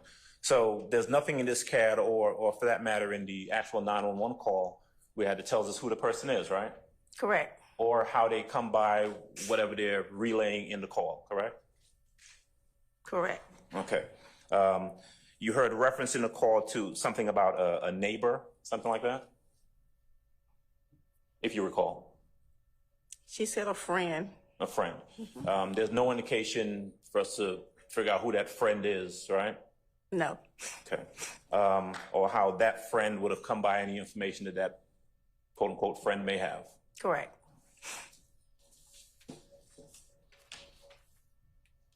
The caller makes reference to police officers out there at the location. Did you hear that? In a 911 call? Say that again. The caller makes reference to police officers at the complex or something like that? Yeah, she advised they was out there looking for somebody. Okay. Would it be fair to say that that caller didn't have a lot of specific information? According to the call, no. Okay.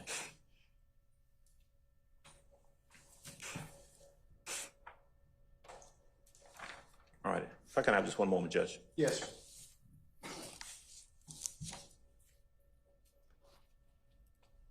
I think we're done with that for right now.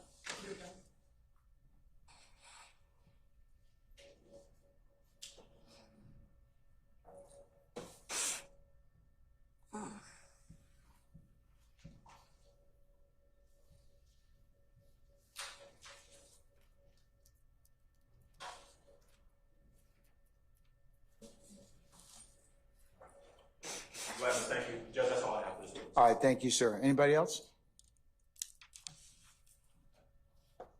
Any redirect? Just a brief redirect, Your Honor. We'll see how brief it is. Yes, Your Honor. Ms. Ladders? Yes. Do you know where Phoenix is housed? They used to be housed at the airport. And when they're raised in Phoenix, do you know how long it would take them to get from the airport to any specific location? I can't advise. It all depends if they got gas, so they advise the dispatcher how long it would take them. It all depends on the weather, so they would let the dispatcher know how long they'll be en route. That makes sense. Now, I wanted to ask you, and you have it in front of you, State's Exhibit 120 Charlie, on page 3 at 12 minutes and 49 seconds. It starts with Papa Hotel X-ray 1. Did you see that, Ms. Ladders? What time did you say? 12:49 and 7 seconds. Okay. Can you describe what that indicates? That's when you go through GCIC, each terminal has its own GAPD number. So that's somebody's terminal number, which is 2308. Each police car has its own MDTs in their vehicle, and each MDT has its own terminal number. And all Georgia terminal numbers start with GAAPD, such and such and such. But that's the number that GCIC give them. And when it says PHX1, what does that indicate? I don't see a PHX. Are you looking at 120 Charlie, Ms. Ladders? Yes. On page 3? On right there. That's Phoenix 1. That's the air unit. And what does OW mean, Ms. Ladders? Out with. And what's the time on that? It advised at 12:49 p.m. hours. And was that 911 call we had listened to? What time did that come in? From this cab? Yes, ma'am. 10:40 a.m. hours. Oh, and on the other cab report, when you played the 911 call, what time was that? 12:32 p.m. hours. So is that Phoenix outwith that you referenced at 12:49? Is that before or after the 911 call we listened to? This the only 121C. Yes, ma'am. It's gonna be after. And can Atlanta Police Department Phoenix helicopters, can they see in homes or apartment buildings? No. No further questions, Ms. Ladders. Thank you. Anything further? Yes, can we shut up, please?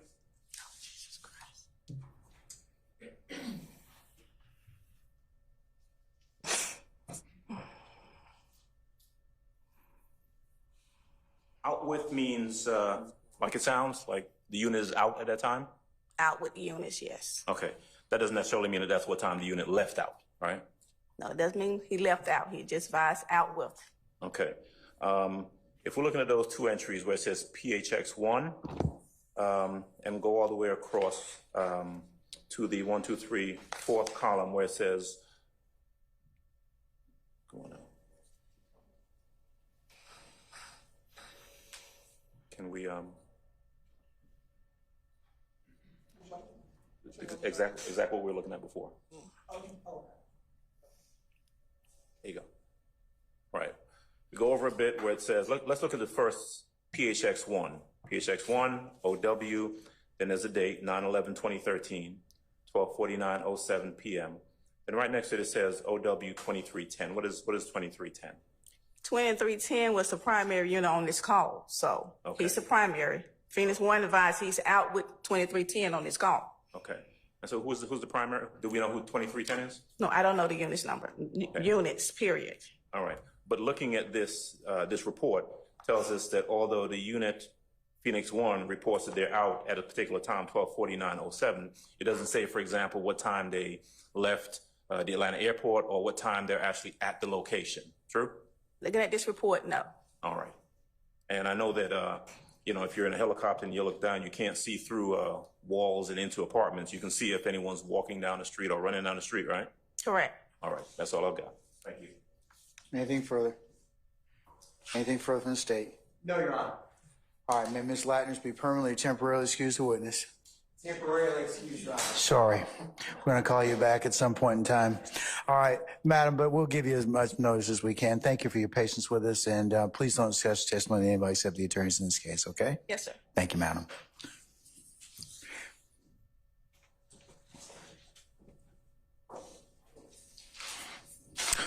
All right, ladies and gentlemen, it is a little after 5, and we're at a natural stopping point for today.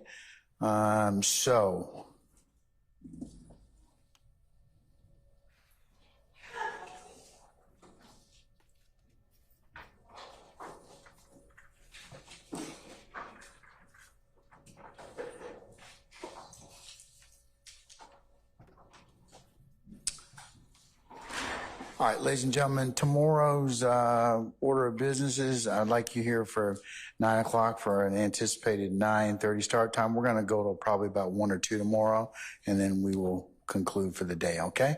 So what inquiry of me do you have? Anyone? Okay, all right. Let's go through the roll-up, as we call it. Please leave your notepads in the basket. Don't discuss anything that we have covered here in court, as that would be improper, as the court has indicated to you already. Please do not discuss anything that you have learned within the four walls of this courtroom with any third parties, family members, close friends. Do not go by and visit the scenes. Do not do any extra research. Remember, you can only consider what's that's been presented here in court in lawful form. And ladies and gentlemen, if any third party should try and discuss this matter in your presence or hearing, of course, you would need to let myself and/or Sergeant Ingram know immediately. And again, ladies and gentlemen, thank you for your patience that you've given us and will continue to give us. And unless you have any other inquiry of me, tomorrow morning we'll see you at 9 a.m., okay? All right. All rise.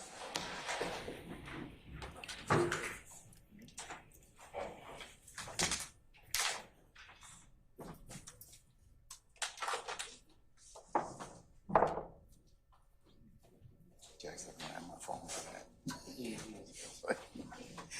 No, I got my phone with that.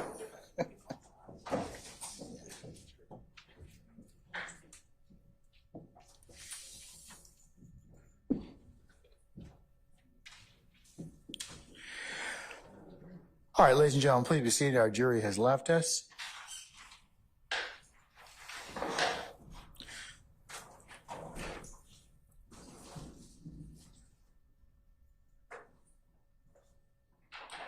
That'll probably be about 5:45.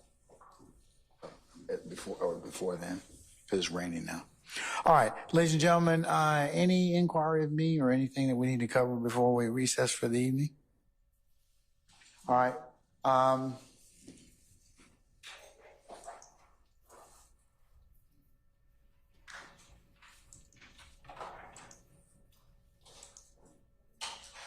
Let me ask this right now, folks. Since we're going to have administrative days from the 5th through the 12th of March, is there anything that you all need to go through in terms of physical inspection of evidence or any other things that I need to facilitate during that particular period?